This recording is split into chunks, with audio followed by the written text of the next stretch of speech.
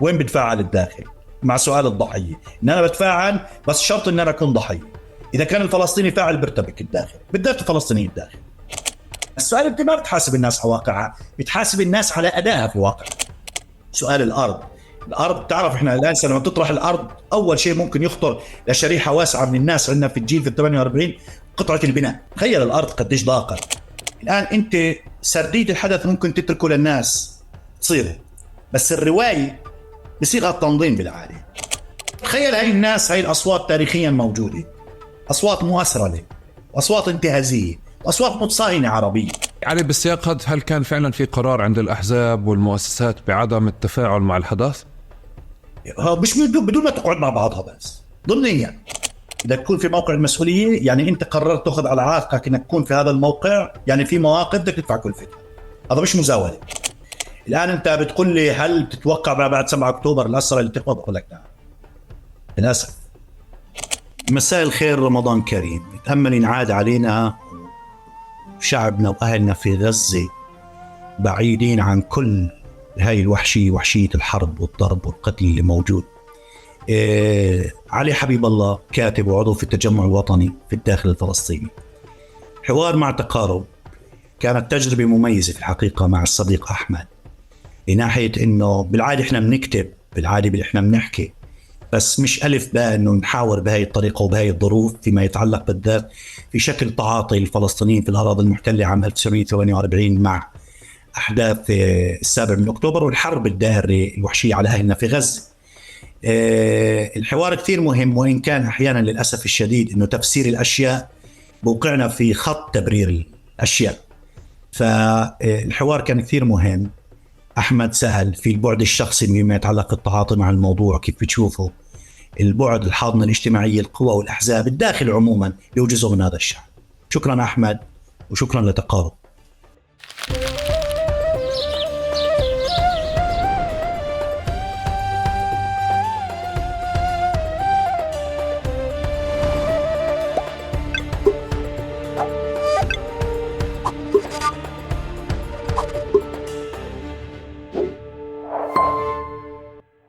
مرحبا وأهلا وسهلا فيكم في حلقة جديدة من بودكاست تقارب. معكم أنا أحمد البيقاوي وضيفي لليوم العزيز علي حبيب الله.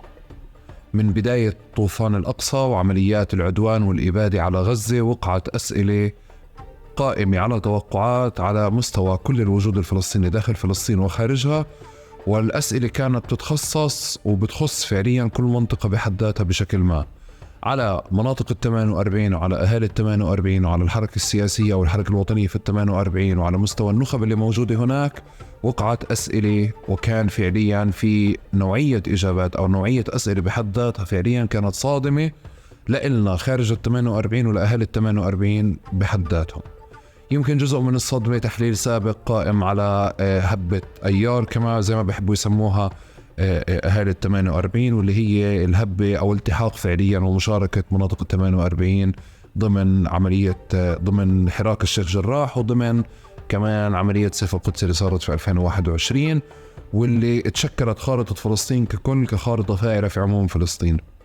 يمكن يكون هذا السبب، ويمكن تكون هذا المرجع، ويمكن يكون من هون العتب، ويمكن أسباب تانية.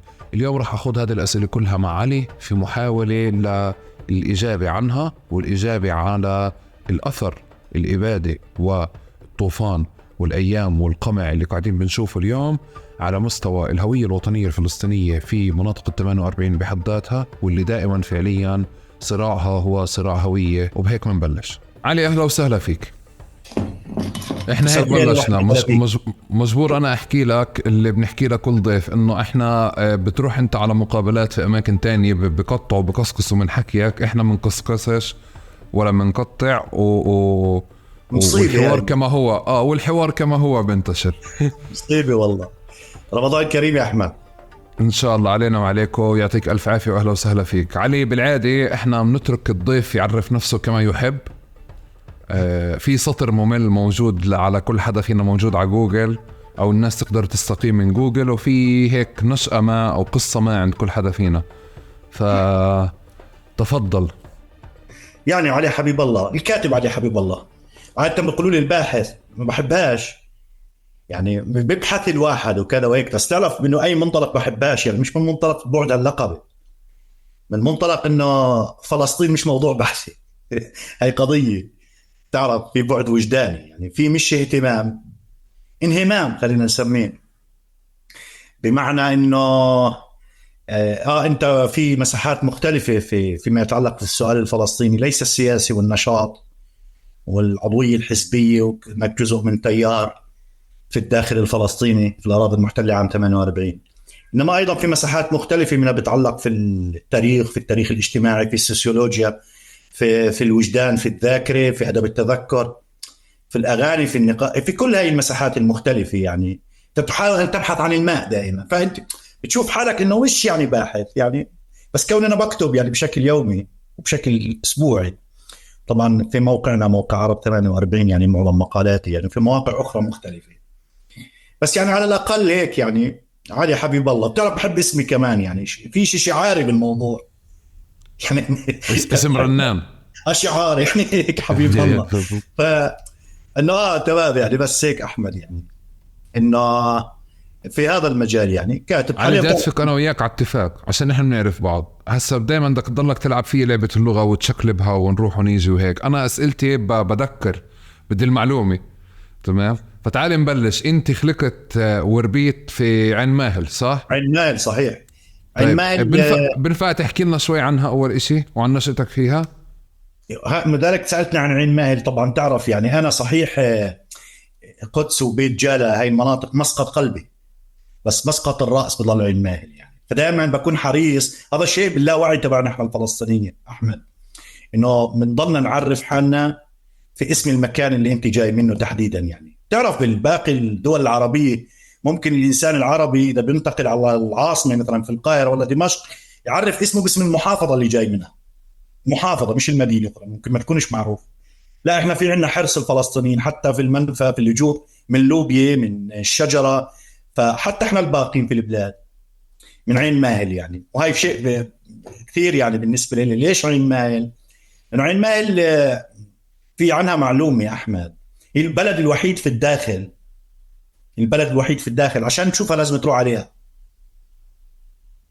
يعني مش انك ممكن تمر في طريق رئيسي ولا شارع ولا كذا تقول يا هاي هون عين ماهل، لا عين ماهل تسمعها بس عشان تشوفها لازم تروح عليها، معزولة جغرافيا. انا هاي العزلة ولدت كانت لها نعمة وكانت نقمة لعين ماهل. نقمتها في انه وضعها الاقتصادي تاريخيا ضل صعب عين ماهل، بس النعمة فيها هو شكل التراحم والنسيج الاجتماعي القوي في هاي البلد يعني. طبعا بلد جميل في له تاريخ، قرية يعني وادعة، ناسها طيبين، لا تاريخ نضالي مشرف كمان في مراحل مختلفة من محطات شعبنا. وتعرضت يعني إذا كان لأنياب الدولة العبرية أن هشمت لحم يا أحمد، فهي عين ماهل من أكثر القرى لناحية حجم المصادرة اللي حدث في عين ماهل. الآن هي مطوقة في مستوطنة أو مستعمرة نوفا جليل اللي كان بالأول يقولوا لنا اتصالات عليه الناصرة العليا يعني. فطبعا أنا مش مقيم في عين ماهل، بس لسه امبارح جيت من عين ماهل يعني الآيلة هناك، وربيت هناك وعشت هناك يعني لحد 20 سنة. كنت مهلاوي بامتياز وما زلت مهلاوي الهوى يعني والهوية. بعد عين ماهل انت وين المحطة اللي كانت بعدها؟ بعد عين ماهل عمان. عمان. قد ايه قعدت تجربتي في فيها؟ عمان كانت كثير مهمة يعني لناحية انه يعني كان في شيء ملفت اني انا اول مرة بنفتح على مدينة ما بتشوف الحروف العبرية في لافتات شوارعها واماكنها العامة ومرافقها والى اخره. هي مدينة حقيقية لناحية انه احنا في الداخل انحرمنا من المدينة لانها ضربت المدينة في عام 48. ما عندنا مدن. تعرف احنا الناصري بنقول مدينة بدون ما تحمل ناصري مقومات مدينة، تاريخيا هي قرية بلدة، بس ما عندنا مدينة عربية بمعنى المدينة اللي كانت ناشئة في مطلع القرن العشرين وكانت تتطور بتأخذ هوية مدنية حقيقية زي حيفا ويافا وعكا وصفد، وهذه كل هذا انضرب. وبالتالي مشان هيك قليل ما حدا ينتبه أحمد إنه عرب الداخل اللي ضلوا إنه معظمهم فلاحين، كلهم سكان قرى، معظمهم سكان قرى. وبالتالي هذا كثير مهم ينفهم لناحية علاقتهم في السؤال السياسي والعلاقتهم مع النشاط الحزبي وكذا تاريخيا كيف تشكل، جاي من هاي البنية. موضوع طويل يعني، بس عموما التجربة في عمان هو رئة على، تعرف أنا تعرفت على المدينة العربية في سياق عمان، مش في سياق فلسطين في الضفة الغربية. الضفة الغربية لاحق. علي إذا بدي أفترض أنه أنت عندك كانت محطة عمان، وبعدين في محطة كانت برام الله أو الاحتكاك مع رام الله، في محطة بالقدس، في محطة ببيت جالة، محطات. بس إذا بدي أفترض أنه بمسار نشأتك نظرتك لل48 ونظرتك لحالك تغيرت بهذه المحطات. صحيح. إذا بدنا نبلش من عمان، كيف بترجع تتذكر المشهد معك؟ أنا برجع بتذكر المشهد هو قضية الانفتاح على الهوية العربية بشكلها الميداني، بشكلها الفعلي، بشكل أوسع. يعني عمان رئة للتواصل مع فكرة الفلسطيني عموما. يعني أنت بتكتشف فلسطينيتك خارج فلسطين في ظل بلد موجود فيه الفلسطينيين بشكل واضح، يعني وضوح، يعني حضورهم واضح في بلد زي الأردن في عمان. وهذا يعني أنا أكن لهي المدينة ولهذا البلد يعني كل ود وحب للتجربة هذه، وعلى الهوية العربية عموما، يعني التواصل مع العالم العربي. فكان هذا الشيء اللي هو في الأساس يعني مسألة سؤال الوعي. يعني الجامعة كانت تجربة بالمعنى العلمي التعليمي، يعني الأكاديمي كانت على الهامش بالنسبة لي يعني، رغم أهميتها طبعا، ولكن هو التجربة في سياق عمان المدينة العربية، وفي هذيك الظروف تحديدا ما بعد غزو العراق. يعني كان في كمية هائلة من العراقيين موجودين، من الناس اللي نزحوا من العراق إلى الأردن وقتها من 2005 على أثر الغزو. فكانت تجربة كثير بالنسبة لي مهمة. هذا هو بالكبير يعني. طبعا في أشياء كثير تنحكى عن هذا الموضوع. اللي بعدها المحطة اللي بعدها علي القدس. قد ايه قعدت؟ القدس قعدت، تعرف انت ما بتقدرش تقول يعني بعدنا اليوم، تعرف بيت جالة انت بتقدر تعتبرها ضاحية من ضواحي القدس عموما، يعني هيك يفترض. بس القدس مباشرة بعد 2010 تقريبا، بعد 2009. وهي أيضا تجربة أخرى، تجربة عمل وتجربة إنك تسكن في حي يعني مصنف كحي يهودي بس محاط بأحياء عربية ومنطقة عربية بالتل الفرنسية القلارات سوفي قرب الجامعة. كانت تجربة كثير مهمة لناحية علاقات خارج إطار الحياة الأكاديمية وإلى آخره، شوي مع العمل وفي هذا المسار. وبعدين تعرف في تجربة زواج كمان، زوجتي من القدس أنا أحمد. وبعد القدس بيت جالة ورام الله. يعني هاي التجربة اللي امتدت لغاية 2016. ويعني الداخل العمان القدس تعرف يعني صار الواحد يقسم شوي على الشعب الفلسطيني عموما. يعني مرات كفاح، مرات تقول لي انت شطحين. علي تجربة الضفة الغربية يعني بيت لحم 10 سنوات بيت جالة. وهذا مكان لم أتصالح في حياتي مع مكان أحمد مثل ما تصالحت مع بيت جالة. يعني بمعنى قلت لك قديش أنا حريص في هويتي على مسألة مألويتي، يعني هي قضية النشأة هاي وهيك. بس بيت جالة فيه خصوصية لا أظن إنه في فلسطين في هذه الخصوصية، في مكان بيقدم لك هاي إنه بيت جالة المكان الوحيد في بلادنا اللي بيمنحك خصوصية المدينة بجوريثة. ما عندنا شيء ثاني هيك، ما في محل ثاني زي هيك.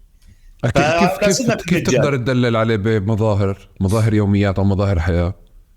يعني بمظاهر خصوصيتك، بمعنى انك انت فعلا بيت جالة قرية احمد، وان كانوا بيسمي السلطة المحلية فيها بلدية وهيك وكذا وبيحاولوا يعطوها، بس هي عملية شارع واحد البلد. بس هذا الشعور انت شاعره انك جاي من براها، بس اهلها هيك بشعروا كمان زيك؟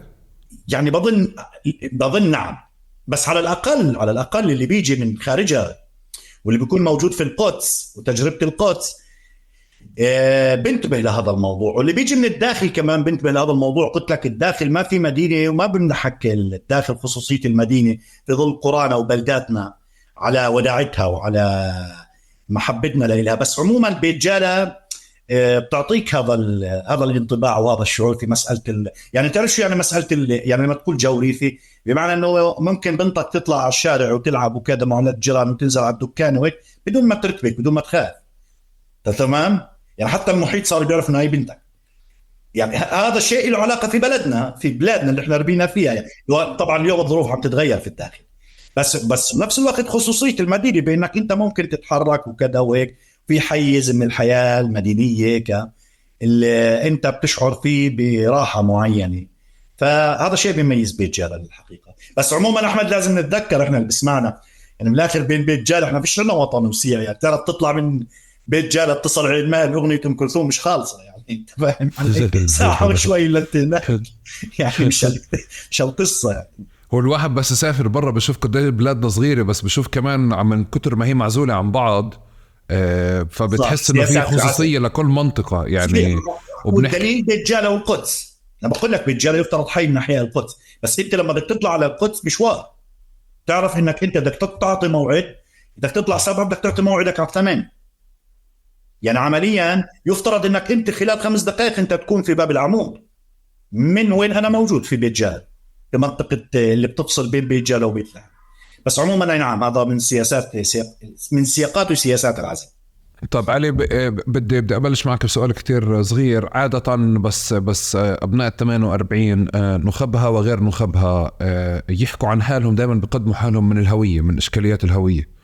تمام. وفعلا أنا بشوف إنه في ناس كثيرة عندها طوال الوقت بتضل تراجع، بتضل تفكر.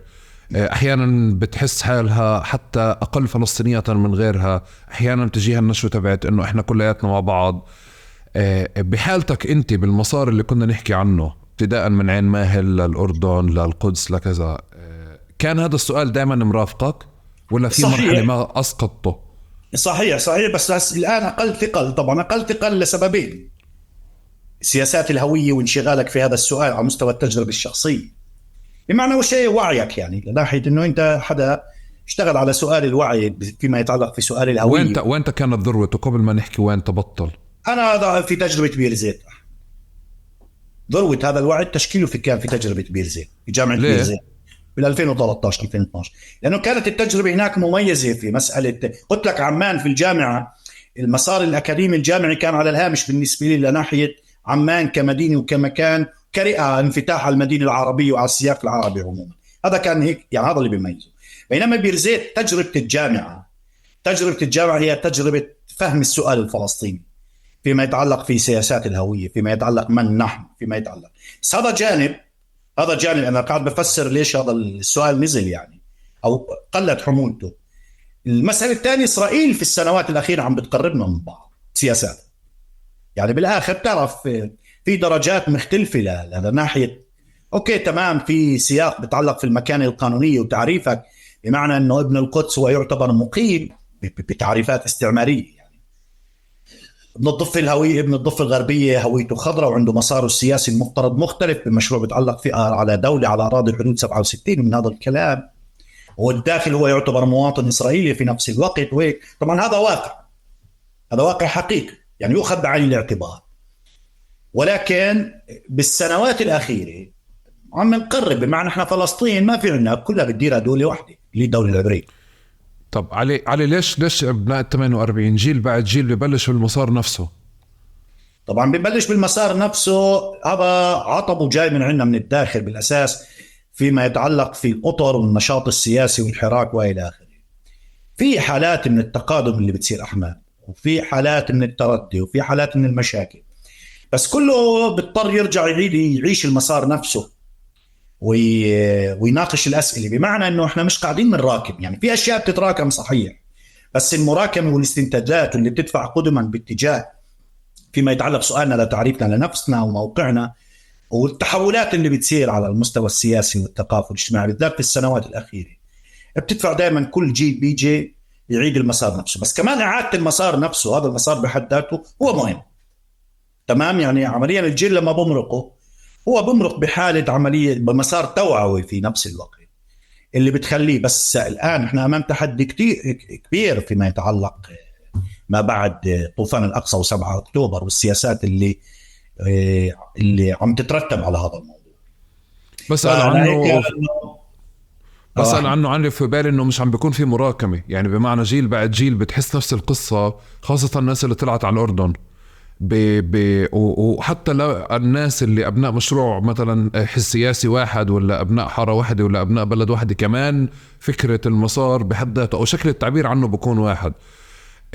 بالشق الثاني علي من سؤال التعريف أو بجرب أشوف كل حدا شو بكره أو شو ما بفضل تعريف. أنت بجانب ما شرحت أشياء تتعلق بكاتب وباحث في المكان، بس عشان عنوان الحلقة بدي أجرب أقول أنت مركت كمان بمرحلة ما تحبش الناس تعرفك ابن 48 ولا عرب 48 ولا شمينت ولا هيك. شمين انت، ما بقول لك يعني، بس شو تقول لي تحيب اللي ضبط يعني انت يعني انت تعرف لا يعني ما خلاص انت هويتك خلاص ثبتت فيما يتعلق بسؤالك الفلسطيني. قبل علي بمعنى قبل قبل طبعا انت قبل. انت بس انا بدي اقول لك غالبيه اجاباتك عم بتكون بالنتيجه، انا ما بدي النتيجه، تمام؟ يعني النتيجه فعليا بنشوفها بمقالاتك، ويمكن يعني موجوده على عرب 48. انت بتقعد اسبوع تفكر وبتعطي الملخص الخالص المنهي. اليوم انا بزبطش مع الملخصات، بدي القصه كيف وصلت. شوف احمد، الوعي كان مبكر لناحيه لسبب بسيط. انا اذكر في عام 1996 نشأ التجمع الوطني الديمقراطي، 95 96 يعني. وبحكم النشأة في العائلة، طبعا العائلة التحقت في الحزب كمان، يعني تعرف نشأة الأحزاب عندنا احنا آخر حالة من العقد السياسي والاجتماعي اللي جرى في بلادنا ونشأة التجمع الوطني الديمقراطي. فأنا كنت بذكر ما قبل ذلك أحمد في المدارس. أنا يعني لحقت لما كنا في مطلع التسعينيات، في أواخر الثمانينيات، كنا أطفال صغار 6 سنوات 7 سنوات، كنا نحتفل بعيد الاستقلال، أو كان في مشهدية ما بالمدرسة احتفال بعيد استقلال الدولة العبرية، غناء في حصة الموسيقى وإلى آخره وكذا وهيك. بس في التسعينيات على أثر الانتفاضة الأولى، وبعدين مع نشأة التجمع الوطني الديمقراطي، بدأ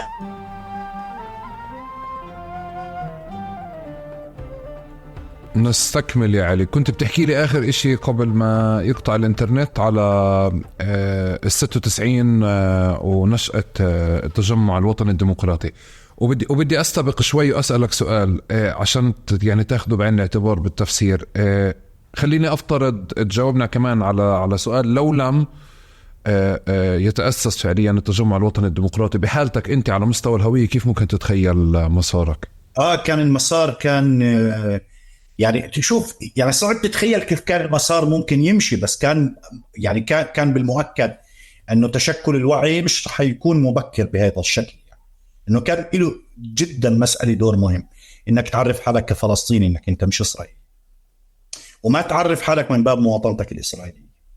طب تاخذ هذا في عين الاعتبار. تعرف نشأة التجمع الوطني الديمقراطي وقتها كان الثنائية اللي قام عليها الخطاب قضية المواطنة الكاملة، هوية قومية ومواطنة كاملة، بمعنى هذا البعد اللي بيتعلق في البعد العربي لقطع الطريق على كل ممارسات إسرائيل لتصنيفنا، لأنه كنا نتداول الاصطلاحات اللي كانت مشتقة من القاموس الإسرائيلي الاستعماري اللي بيتعلق في الوسط العربي والوسط. بتعرف اليوم بعدنا بنستخدم هذه التعابير، يعني وسط عربي، وسط درزي، وسط بدوي، وإلى آخره وكذا.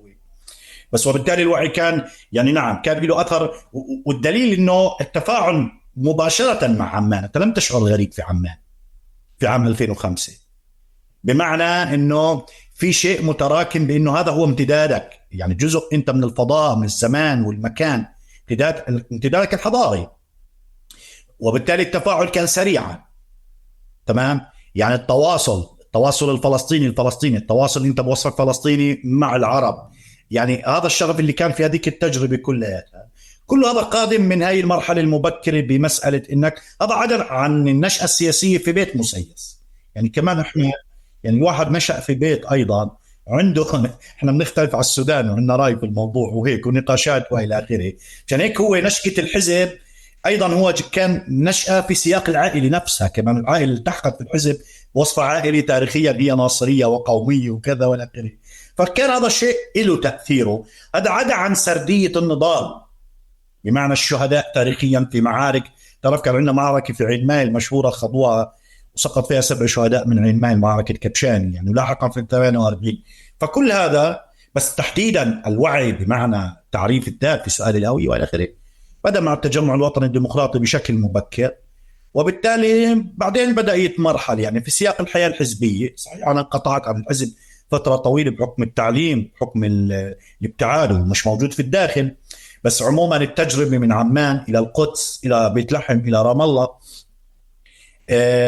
كان لها أثر كمان، بمعنى إنه أنت بتخوض تجربتك مش واقف مكانك، تخوض تجربتك وأنت بتتمدد وكيف تكتشف كيف التراب اخذ تراب. يعني هي مسألة كثير مهمة، انت فاهم علي؟ بمعنى انا ما بقول مصطلح ضفة، يعني ما بقول عن حالي عايش بالضفة. ها ايش تحكي انت؟ انت تعرف يعني احنا بعد عندنا هذا التصنيف، تصنيف التراب بهذا الشكل قائم بيوميات الناس. هذا لا يدل لا على أسرة ولا على اي شيء، بس خلاص باللاوعي تبع الناس، بمعنى انه احنا هون اهل الضفة. انا حدا من الناس ما بيقول اهل الضفة لان انا عايش فيها، تمام؟ فبطلت اشوف هاي رغم العزل والحواجز والى اخره، بحكم تجربتك وبحكم تجربتك الشخصيه، بمعنى هذا انت بتشوف على جلدك يعني، فانت صرت تشعر انك انت بتمتد لكل هذا الطرق.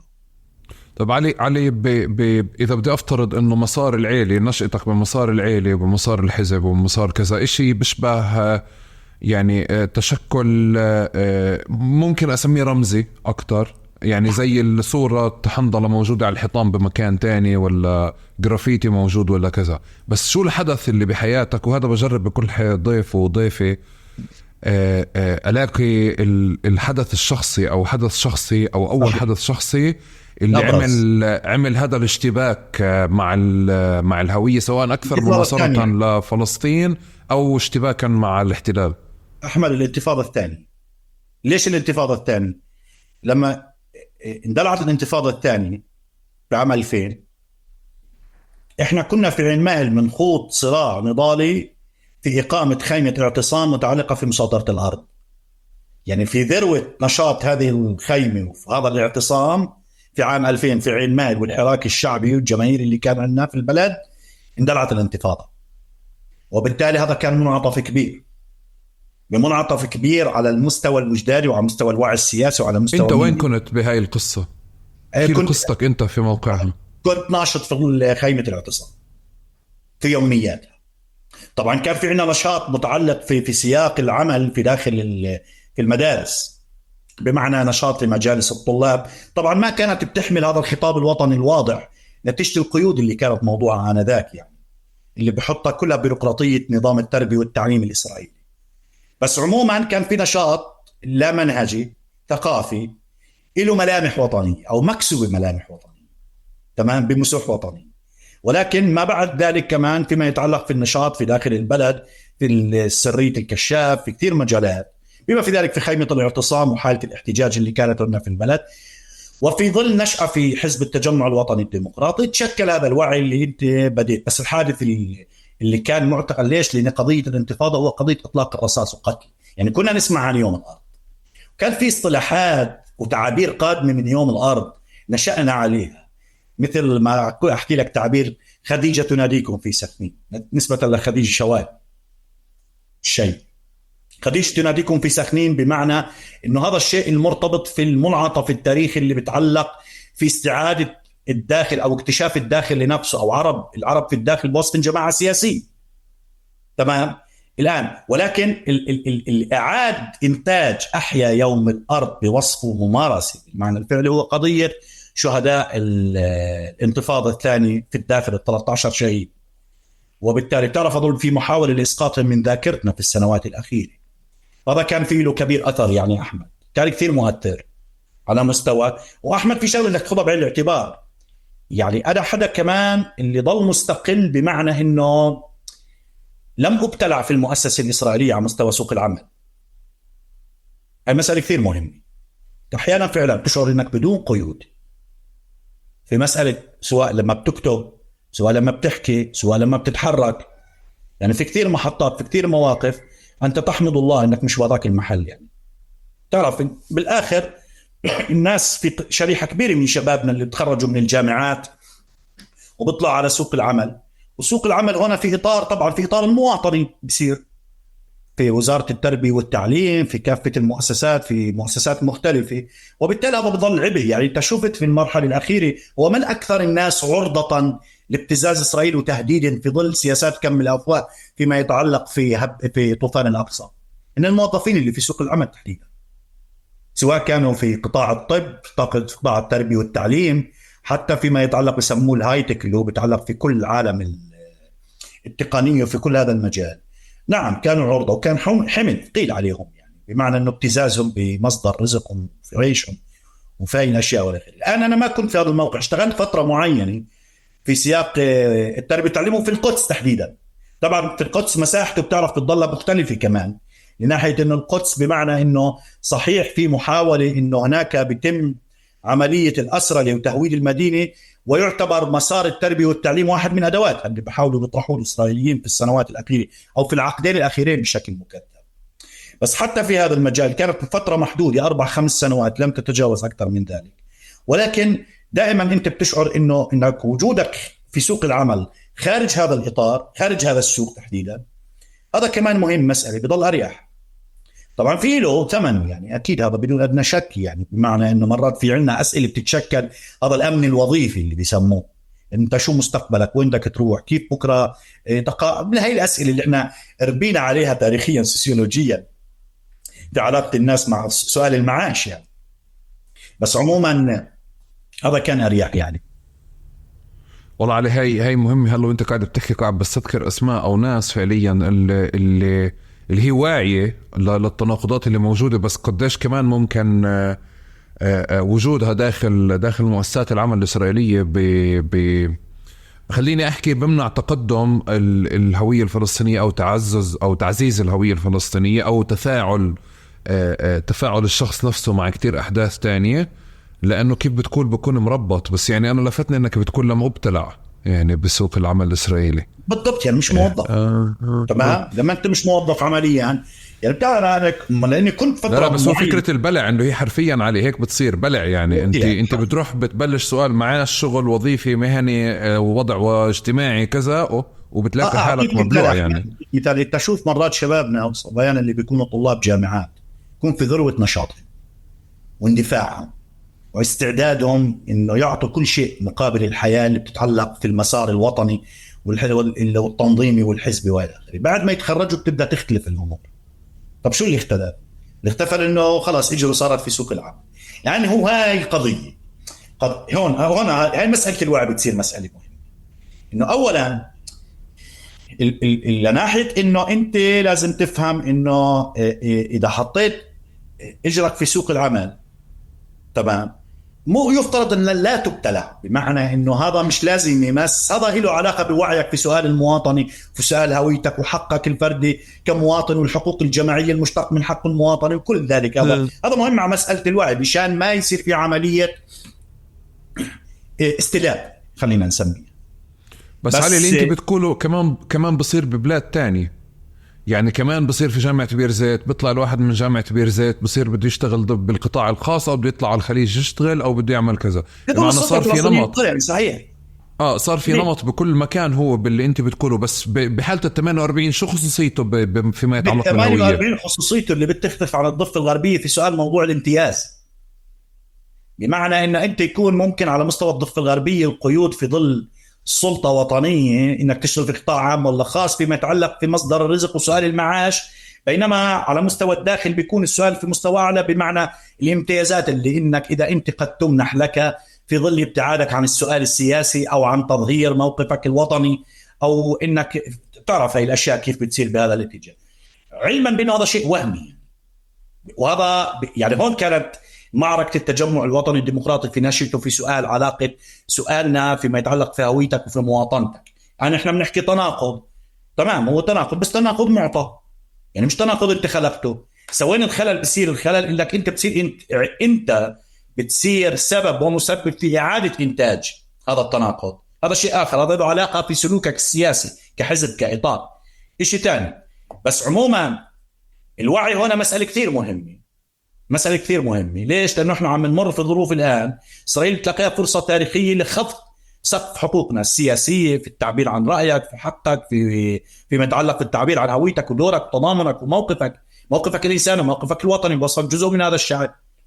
بس الأساس إنه كمان هنا مسألة الواقع مسألة كثير مهمة. بمعنى تعرف أحمد، هاي قضية إنه عرب الداخل في خصوصية عرب الداخل، وما في وضع فلسطيني عام وفي وضع خاص للداخل، مش هيك. بمعنى في خصوصية للقدس برضه، وفي الضفة بوضعها الخاص، وفي غزة بوضعها، ما في حدا عنده، ما في وضع عام فلسطيني في خصوصية للداخل، لا. بس في قطع جغرافية مختلفة قطعتها إسرائيل بهذا الشكل تاريخيا، ونتج واقع ما. السؤال انت ما بتحاسب الناس على واقعها، بتحاسب الناس على أدائها في واقعها. هاي المسألة الأساسية. يعني التذرع بواقعنا وخصوصيتنا للهروب من أسئلة سياسية أو لمواقف من سياسية أو لتبرير مسارات سياسية ما، مثل ما هو حادث في السنوات الأخيرة، هذا جريمة.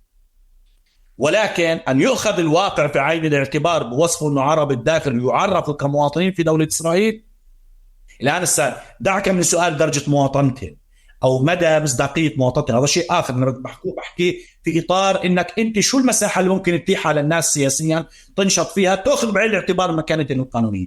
هاي مسألة مهمة، وإلا لن تجد أذان صاغية عند الناس، أو على الأقل ساعتها بصير صعب عليك تخاطب شريحة، بصير صعب عليك تتفاعل جماهيريا. هذا هو القصد يعني. طيب أنا بدي أحط إيدي على راسك وأقول لك هيك، أحط عليك مسؤولية تاريخية. لعبة الخصوصية 48 في لعبتين. في ناس بتلعب اللعبة اللي انت قلت عشان تلغي الخصوصية من محل او انه تتغلب على فكرة الخصوصية، وفي ناس بتمسك الخصوصية وبس، بمعنى بالتعليقات. وبتعرف مثقفيننا في 48 في الجانب اللي بيطلعوا بقول لك انتوا بتعرفوناش وانت بتعرف شو احنا عنا الوضع غير، ودائما عنا الوضع غير، وهو بيعرفش وضعي اصلا. فعشان هيك يعني بنرفز انا لما بقعد يقول لي انا غير انت بتعرفش انا اصلا كيف عايش، انه كميد احنا غير، بس انت غير بالنسبه لشو.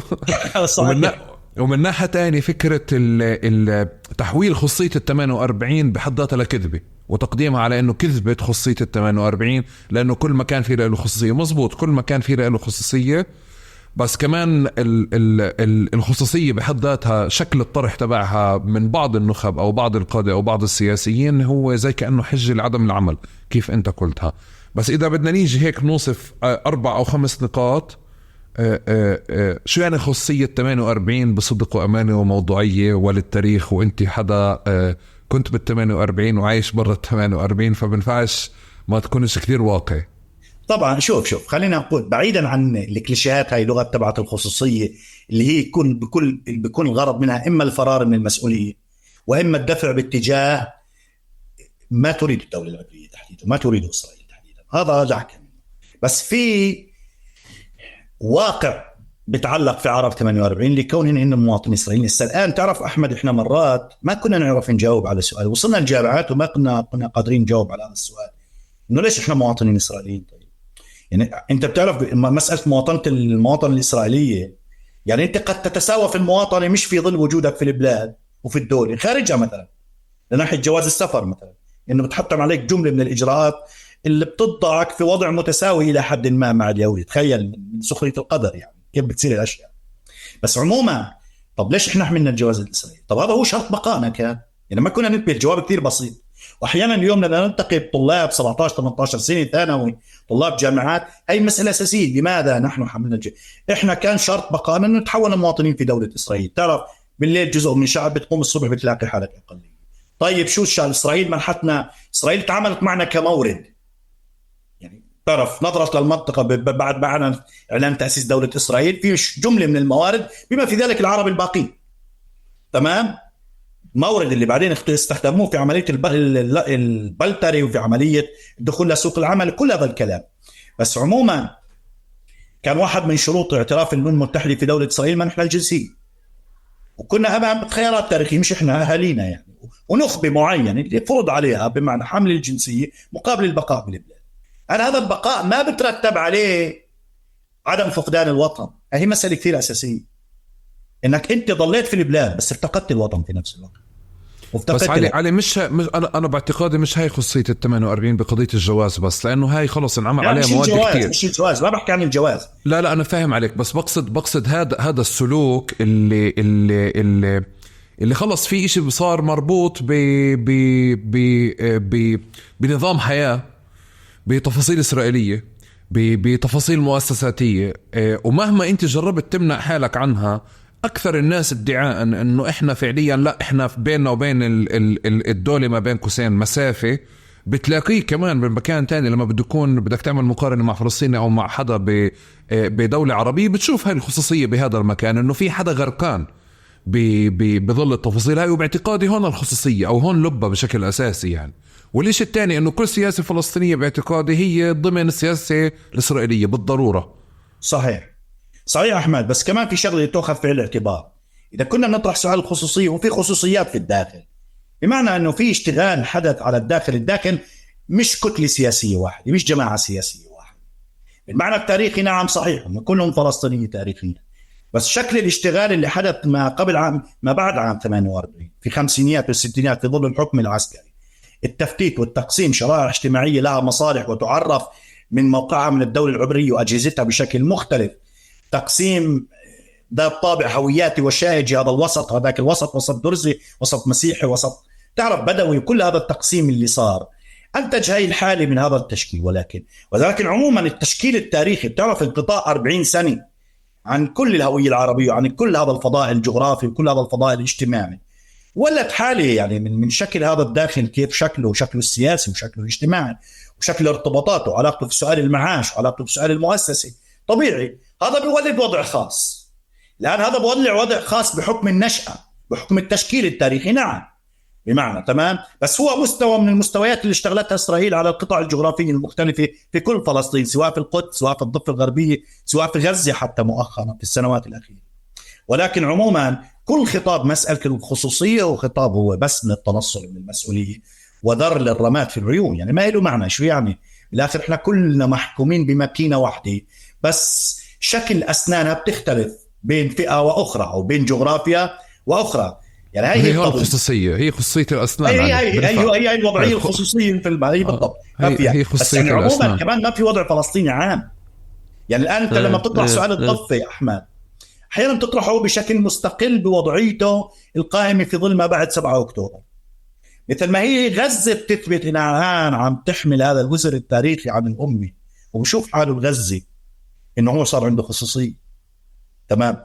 ومثل ما مثل ما المقدسي، أنا عشت في القدس ويعني ناس عايش معهم وعارفهم، ما في حدا وعي على عنف الماكينة الإسرائيلية بالحياة اليومية مثل ما وعي عليها المقدسي.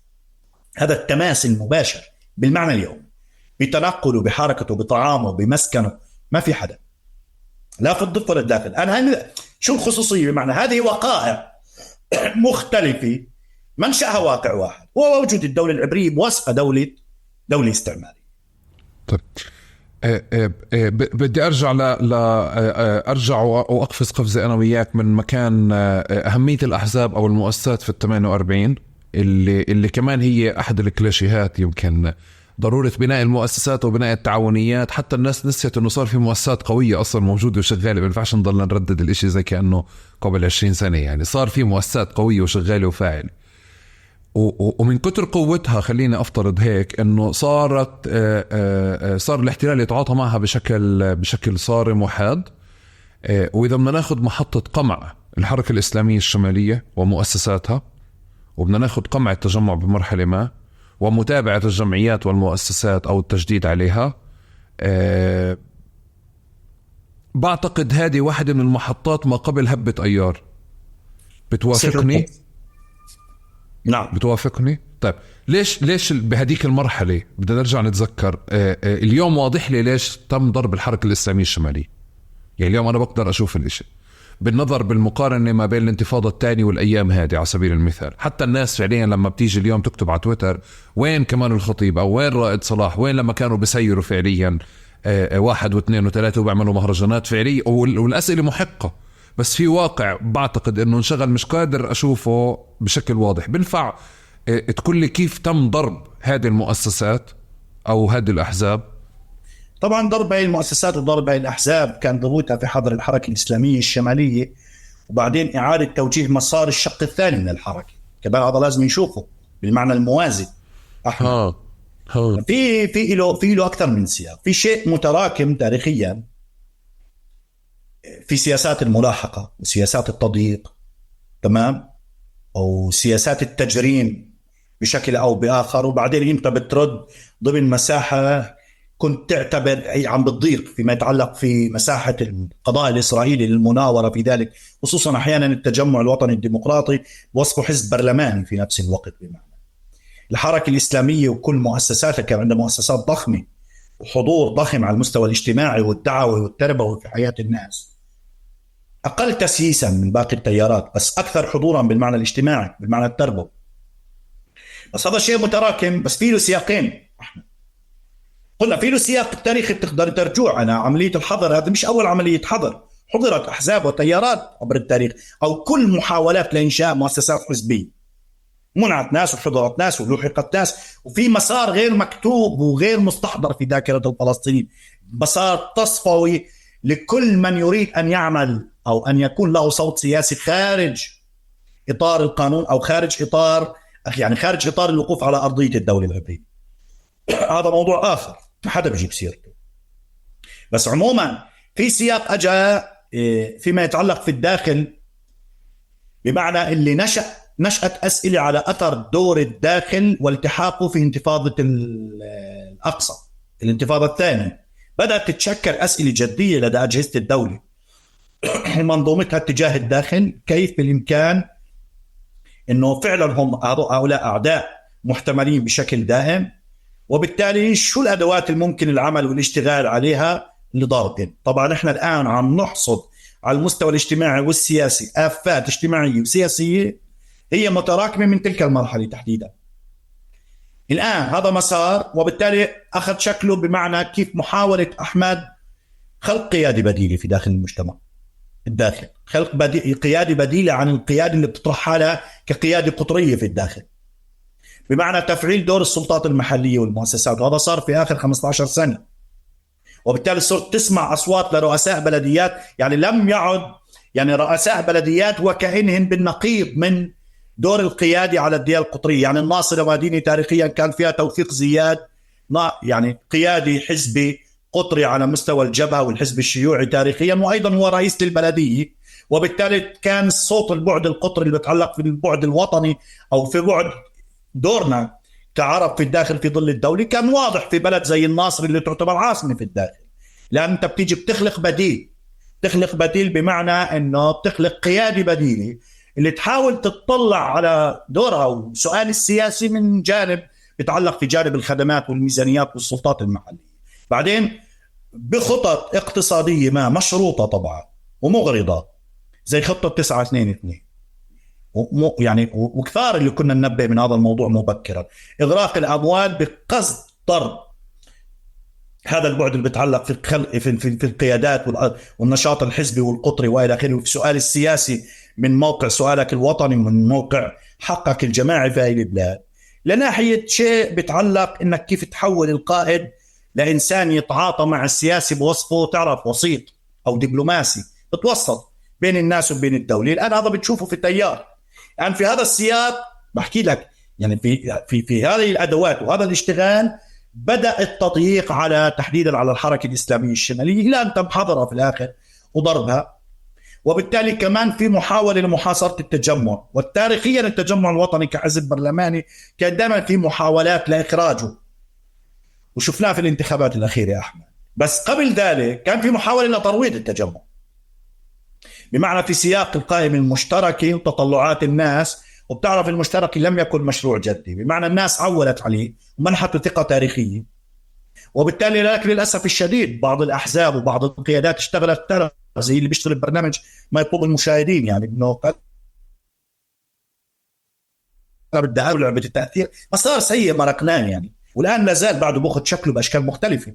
بس عموما كان في محاولة لترويضه، وبالتالي بعدين في كان محاولة في داخل التجمع يعني لتصويب هذا المسار، بمعنى انه مشترك احنا بدنا مشترك وبدنا اطار ناظم وجامع للقوى الحزبيه في الداخل ككتله وازنه وقويه، مش فيما يتعلق في دورها في هاي لعبه التغيير وبيت القبان، ملوش علاقه، ملوش معنى هذا الكلام.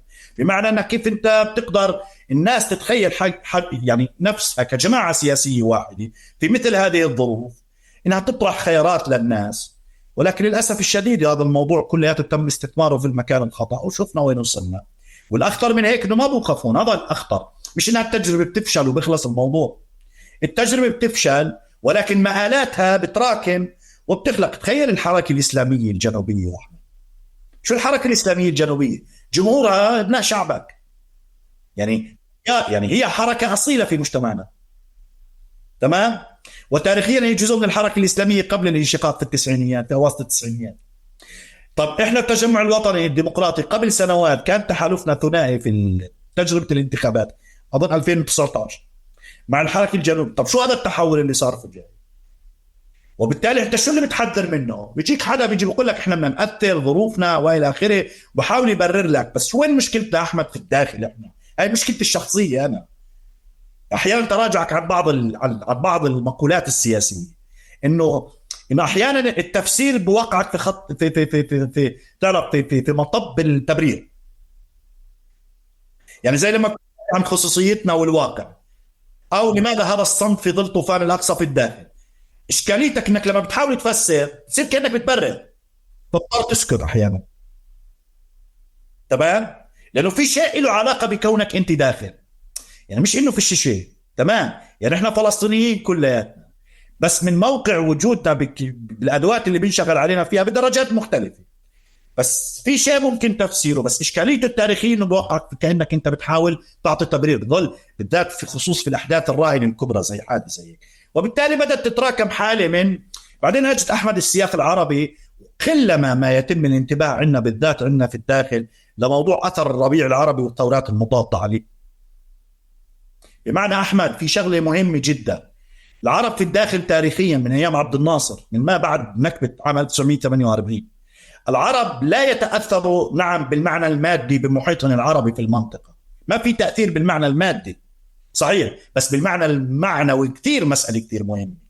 بمعنى احنا اليوم من سنوات طويله ما بنشوف مد وطني في الداخل، زي ما بتشوف لما بنشوف مد وطني، ما بتشوف مد وطني نتيجه الظروف اللي شافتها الناس. ما حدث في مصر، ما حدث في سوريا. في ناس تولدت عندهم قناعات بدون ما يصيغ لك اياها بلغه سياسيه، بس انت بتشعر انه هو قاعد بقصدها، انه ولعت قناعات انه خلص خلينا هيك على الرصيف، انه تطلع العرب. في ناس عندها استنتاج انه اسرائيل ارحم من العرب، هذا حقيقي. تمام؟ هسه ماشي، ممكن تيجي تقول احنا لازم نرفض وكذا ومش هيك الاشياء، دعك من هذا، خليه على جنب الان. بس في ناس تولدت عندها هذه الخلاصات. حضر الحركه الاسلاميه والشق الاخر بيتجه باتجاه الاسرى بكل معنى الكلمه. ما بدك تقول، بس بدك تقول هذا طريق لوين بوصل انك انت تبتز، بمعنى بتصير مواطنتك مشروطه في مدى ولائك، بينما انت كنت تناضل في مسار بدا من اواسط التسعينيات. في ناس ناضلت عليه كمان تاريخيا انه مواطنتك يفترض انها تكون مشتقه من حقك في هذه الارض، مش من شكل مؤسسه اسرائيل ومدى ديمقراطيتها. يعني هذا بما معناه اللي احنا نحكي فيه في التجمع الوطني الديمقراطي. طب علي إذا بدي أحكي على مستوى مؤسسات، على مستوى مبادرات، على مستوى نشطاء، وعلى مستوى أحزاب، شو الخطوط الحمراء اللي بتخلي الاحتلال ينهيك؟ لأنه أنت على مدار السنين بتشتغل تحت سقف وأنت ملتزم باللعبة بالكامل. يعني حتى بدي أفترض بما معناه بالحركة الإسلامية الشمالية على مستوى قانوني، على مستوى ترخيصات، على مستوى الشغل، وحتى فعليا شكل مواجهة قرار القمع أو الإغلاق كان بسياق قانوني بعدم مواجهة. تمام؟ فأنت كمان جزء من إنه بالأرضية اللي فارضين لك إياها بالكامل. بس وين أنت بيقرروا ينهوك؟ شوف أحمد، أقول لك شغلة على مستوى قضية الخطوط الحمر. بدي أحكي لك إشي. التقيت في قبل فترة في صديق سعودي ما بروع على السعودية. سألته قلت له ليش تتروعش على السعودية؟ يعني أنت مطلوب إشي؟ يعني قال لي والله ما بعرف. أنت عارف؟ قلنا ليش بتعرف إيش؟ قال لي علي بجوز أنت مع الإسرائيليين تعرف وين الخطوط الحمر. قال لي السعوديين ما بحطوا خطوط حمر، إنت تحط على حالك. طبعا هذا أسوأ شيء، إنك تكون بظل نضال قائم مش حاط لك وين الخطوط الحمر. تاريخيا كنا يعني كانت الحركة السياسية الوطنية عموما والناس تفهم الخطوط الحمراء، كانت موضوعة بحكم في حد أدنى من المؤسسات الإسلامية. هذا الشيء بدك تقوله، يعني بمعنى أنه دائما تاريخيا كان في محاولة لإخراج. مثلا كنت أجيب لك مثال التجمع الوطني وتجربته الانتخابية في البرلمان والكنيسة، بالآخر كان في حيز إنه بتقدر تناول فيه بيتعلق في القضاء مثلا، في مسألة حقوقك وإنك أنت تعبر عن هويتك الجماعية وكذا ومن هذا الكلام.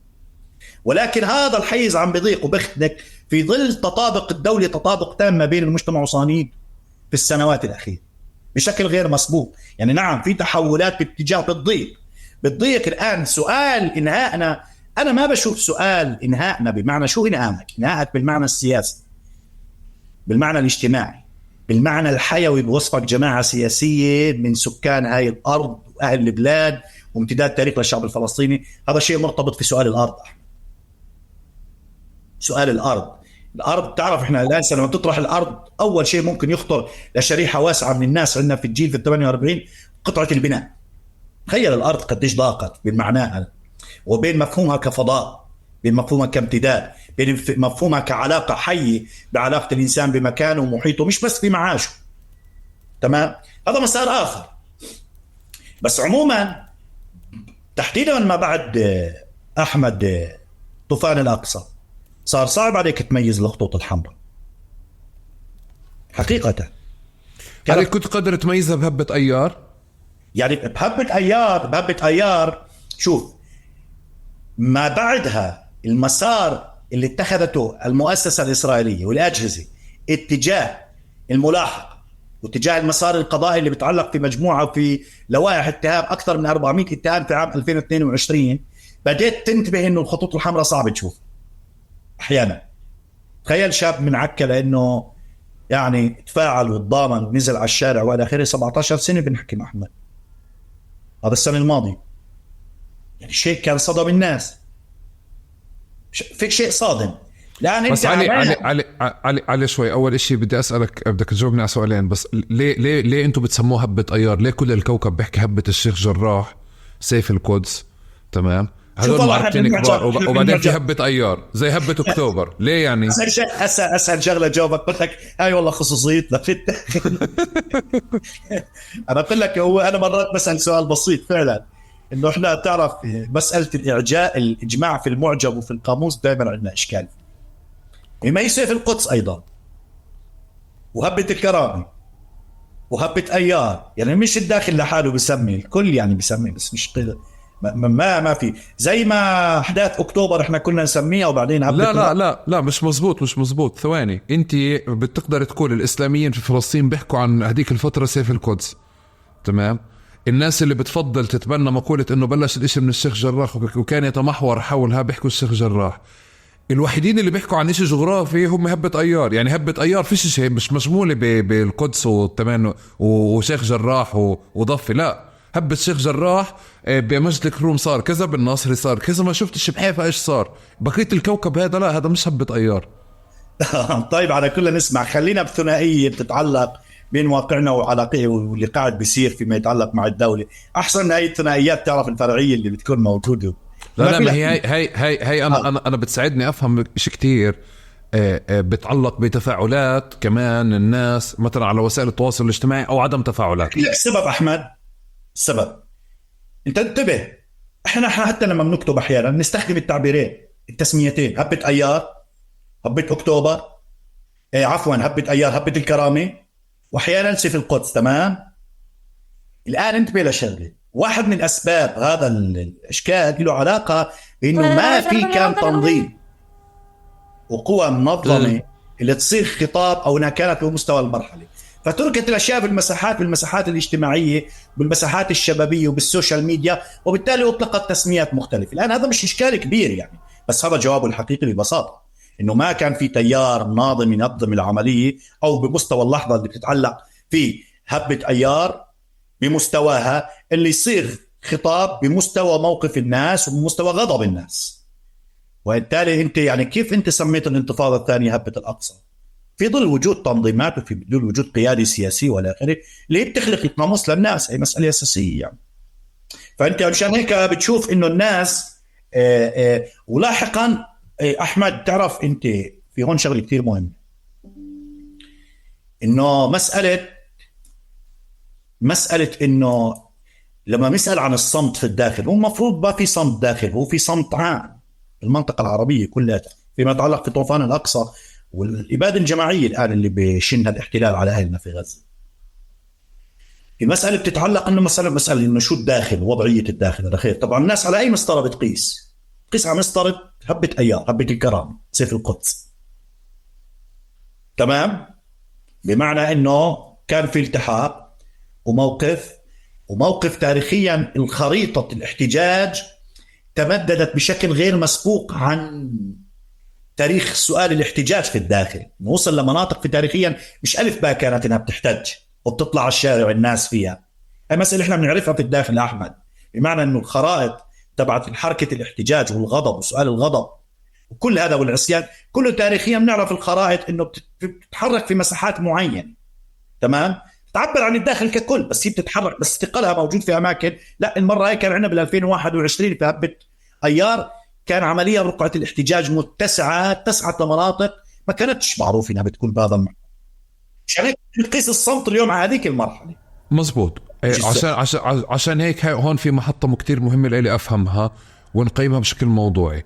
هل أنت بتظن إنه حالة هبة أيار، أنا تبنيت مصطلحك هبة أيار عشان نحكي فقط بمناطق 48. هبة الكرامة بنفع برضه، هبة الكرامة أو هبة أيار، بس قصدي التحركات اللي صارت في 48 تحديدا هي نتاج قضايا محلية، نتاج تفاعل مع الأقصى،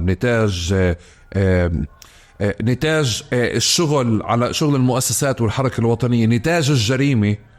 لأنه عندي أنا بقعد مع أي حدا عنده روايته وادعائه وبقدر يقول إنه هو كان منظم أو واحد من المنظمين لهبة الكرامة، وبتشتغل الاشي لأنه عنده معطيات. بس إذا بدنا نرجع نقرأها اليوم، وخاصة إنه جزء كبير من الادعاءات أو تحليلاتنا عن هبة أيار سقطت في ما بعد 7 أكتوبر، لأنه صحيح. ما كناش نقرأها صح. صحيح. أحمد أقول لك شغلي، أنا كنت أحكي عن غياب التنظيم في هذا الحدث، صح؟ الآن أنت سردية الحدث ممكن تتركه للناس تصيره، بس الرواية بصيغة التنظيم بالعالي بوضح الأشياء بما في ذلك قاموس المسميات. الآن أنت ممكن تيجي كل الأسباب اللي تذكر صحيح. الوضع الداخلي، طب ما هو الوضع الداخلي مش مستقل عن سؤال السياسي بوسطنا فلسطينيين. يعني لما نقول قضايا حارقة، موضوع الجريمة والإهمال في موضوع الجريمة أو التورط أجهزة الدولة في موضوع الجريمة مثلا، وهذا من كل هذا مشتق من ماذا؟ من كوننا فلسطينيين بالآخر، من كوننا عرب، من كوننا أهل هاي البلاد، من كوننا أعداء، من كون موتنا هو جزء من اقتصاد كولونيالية الدولة العبرية. تمام؟ الآن بس في شيء بتحطه في سياق تاريخي فيما يتعلق في موضوع الأقصى. يعني يا أحمد، من بعد يوم الأرض متى هب الداخل؟ هبتين تاريخيتين. أكتوبر في عام 2000 في انتفاضة الأقصى، وفيما يتعلق في هبة أيار الكرامة اللي بتتعلق في سيف القدس متعلقة في الأقصى. تمام؟ بس في شيء لازم نضل نتذكر، بمعنى إنه في هذا الإشعاع. يعني هو شوف انت اطار عمليه الداخل اعاده انتاج خريطه فلسطين في العرب الداخل في حركتهم الميدانيه في فلسطين. هاي البساط والقوافل اللي بتروح على الاقصى وبتيجي في سياق هذا المسار، في سياق هذا الحراك، بمعنى بهذا التحرك بهذا الشكل، بهاي الرحله التاريخيه بنتج الفلسطين فلسطينيته، وعوا في فلسطينيته ووعوا في خريطه فلسطين التاريخيه من خلال المسجد الاقصى. يعني شوف هذا البعد، هذا الإشعاع لهذا البعد القدسي، البعد الاجتماعي والبعد السياسي. وبالتالي الداخل هب في هذا السياق تحديدا. يعني الآن هب مش لأسباب دينية، ما بنقول هيك، مع أنه الدين مشكل أساس بسؤال هويتنا، ولكن هب بسبب، بمعنى أنه هذا المكان اللي بيجمعنا كلياتنا هو هذا الجامع الكبير، هو هذا الجامع الكبير بالمعنى السياسي مش بالمعنى المعبدي، يعني اللي كلياتنا بنصلي فيه، اللي كلياتنا بيجمعنا. وبالتالي هذا بتقدر تشوفه عام 2000 وبعد 20 سنة في هبة أيار الكرامة. هذا مسألة أساسية. ولكن لما أنت بتيجي بتقرأ اتساع رقعة الاحتجاج لمواقع وقرى وبلدات تاريخيا، مش ألف باء كانت في سؤال الاحتجاج بالمعنى الجغرافي، مش بس بمعنى ناسها لهي القرى والبلدات، تبدأ تكتشف أنه في شيء متراكم. بمعنى اللي تبع بهبة أيار أكتوبر، بهبة أيار عفوا أحمد الكرامي، بنتبه مثلا انه المواجهه مع الشرطه، وحرق لمركبات شرطه وحرق لمقرات للشرطه. تمام؟ طبعا هذا بترتب عليه مسار قانوني واتهام وتجريم، صحيح، ولكن هو الحنق من الشرطه والغضب المتراكم اللي كان بيعتمد الناس ليس فقط في موضوع المخالفات وفي موضوع الملاحقة والتعطيل وأحيانا العزل بين الأحياء في القرى العربية أو بين القرى العربية نفسها، عدا عن موضوع الجريمة والتساهل والتراخي. هذا التراخي طبعا هو التراخي هو شكل من أشكال التواطؤ، يعني أكيد هذا مفهوم ضمنا، يعني صار ألف باع عند الناس، مش قاعدين نحكي ولا أي شيء جديد. ولكن في تحديدا في هذا السياق أحمد الداخل، بس في شغلة لازم نعرفها، إنه في هبة أيار الكرامي عام 2021 تحرك الشيخ جراح، تحركت القدس، تحرك الداخل، غزة بالآخر فاتت على الخط كخيار عسكري. الأمور المرة هذه مختلفة، يعني صحيح. بادرت غزة حتى تحت مسمى طوفان الأقصى، هذا ما باغت الداخل وأربكه، باغت الأمة كلها.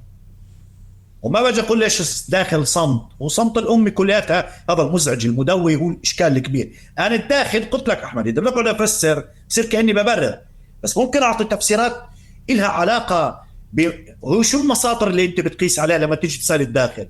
مسطرتك الآنية أو المرحلية، خلينا نسميها مش الآنية، مرحلية متصلة بعام 2021 هبت أيار الكرامة، تمام؟ إنه الناس طلعت، ليش الناس ما طلعتش؟ هذا هو هاي المسطرة الأولى. بس أنا بالنسبة لي هنا بيجي بتعرف أنت بالمعنى البحثي بالمعنى السوسيولوجي إنه في شيء بتحطه في سياق سوسيولوجي تاريخي تشكيلي، شو تشكل عند الداخل، كيف بتفاعل الداخل، وين بيهب الداخل. هاي مسألة كثير مهمة. فهمت علي؟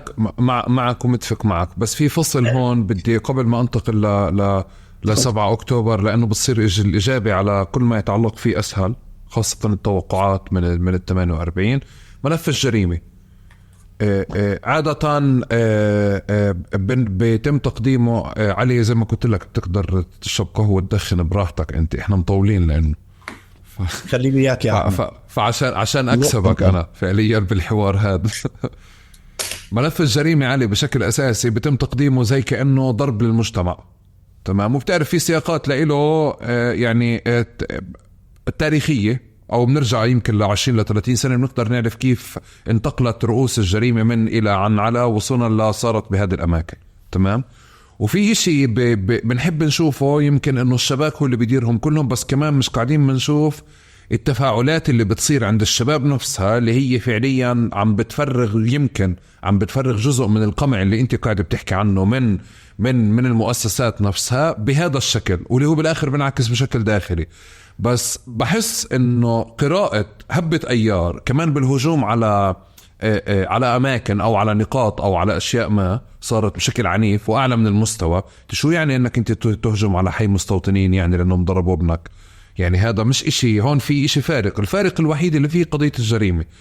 هل يمكن قراءة فعليا ملف الجريمة خارج سياق، أو سياق الجريمة خارج سياق فقط ضرب المجتمع؟ عندك رواية مختلفة؟ يعني شوف، لا مبدئيا ليش؟ ببساطة إشكال الجريمة في تنظيمها، صح؟ طبعا هو هنا في الداخل في السنوات الأخيرة ما يحدث شيء أيضا له مسوح متجاوزة لفكرة تنظيم الجريمة، متجاوزة أيضا، يعني في شيء جديد في الموضوع بصرف النظر. ولكن يا أحمد صديقي، المجرم ينفذ الجريمة ولا يستطيع تنظيمها. من ينظم الجريمة هو الطرف الذي يملك أدوات منعها. من يملك أدوات منعها غير منعني في منعها. إذا أنت هنا بتصير ما ممكن تقرأ سؤال الجريمة بمعزل عن دور الأجهزة والمؤسسات في تورطها في هذا الموضوع. هذه القضية بالمعنى المبدئي، بمعنى أنت ما تسمع، ما في داعي حدا يكتب وحدا يبحث وحدا هيك، ما في شيء. روح اسمع الناس، روح اسمع الناس الشرطة. هذا مستوى على العيال الكبيرة، خلينا نحكي اللي ماسكة مثلا قطاعات أو بلاد. بس اليوم كمان عم بظهر مجموعات محلية عم تسحب بساطات من شكل التنظيم اللي فوق. وفعليا إذا بدنا نيجي نطلع على المؤسسات اللي بتنظم، بدنا نفترض بتنظم، هي عندها مشكلة معها كمان. صحيح. الموضوع بتعرف هو بيفلت وبياخذ مساحات مختلفة. يعني أنا أعطيك مثال. الإسرائيليين فاجأهم في بعض اللي هن بيسموها تسمية استعمارية عندنا، المدن المختلطة، المدن المحتلة، تل يافا، عكا، حيفا وكذا. هذا الاختلاط، هذا الموضوع لماذا مختلطة وكيف صكوا. يعني قلت لك هذا مصطلح تم صكه وأحيانا بيتم تبنيه من مؤسسات وطنية عندنا للأسف. يعني لا بده حذر شوي. بس القضية إنه فاجأهم وجود السلاح بهذا الشكل. انتبهوا الإسرائيليين إنك أنت لما فتحت سوق السلاح لأغراض تتعلق في موضوع ضرب المجتمع والجريمة وكل ذلك، الأشياء بتفلت. يصير فيما معنى أي حدا حريص من عالم الجريمة بيقتني سلاح أو متاح له يشتري سلاح، لأنه في سوق أسود وفي عالم وكذا والآخر، نعرفش عنه تفاصيل يعني. ولكن في لحظة ما الإسرائيليين في سياق يتعلق في هبة وإلى آخره اكتشفوا في بعض المواقع أن بواجهوا ناس مسلحين، تمام؟ فأنت عمليا تتبع هذا الموضوع أحمد، يعني هذا موضوع بده نقاش طويل لحاله فيما يتعلق في هذا العالم. إني أنا هل بقدر أشوف؟ لا، ما أنت كمان المجتمع. أحكي لك أحمد مسألة، إنك أنت قلمته أو نزعت المجتمع من كل موارده التاريخية اللي كانت بتحمل ضوابط. يعني أعطيك مثال يا أحمد، عندنا هون في مناطق الضفة الغربية، صرنا نقول الضفة الغربية، عندنا السلطة ضعيفة، تمام. ما في دولة، بس في عندنا مدينة زي الخليل مثلا، أكبر مدينة تاريخية ومدينة تجارية، مش إنه فيش فيها عنف، بس أنت تصنفها مدينة ما فيها عنف. الآن لما بصير أحداث، وأنت وين امتحان الخليل؟ يعني الخليل قبل سنوات مرقت، قبل سنتين في خلاف داخلي وسكرت المدينة أيام وتعطلت حياتها. هو هون امتحانها، هل ما زالت المدينة بتملك مقومات تمام ضبط ذاتها؟ هي مسألة أساسية، إنه هل البعد الاجتماعي الأهلي التكافلي بعده قادر، هاي الموارد التاريخية الاجتماعية هل قادرة على ضبط العنف وردعه؟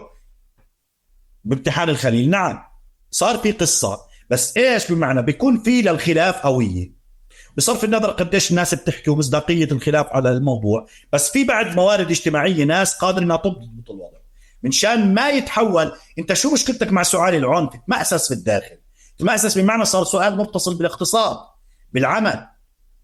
اليوم في شريحة واسعة من الشباب في عندها عزوف عن الذهاب للعمل في قطاعات معينة، وبالتالي عم تدعس في قطاعات اللي هي بتدور في فلك الجريمة. الآن أعطيك مثال آخر أحمد، أعطيك مثال آخر، محاولة تفتيتنا فيما يتعلق في سؤال السلطة المحلية. تمام اسمعني؟ سامعك عليها.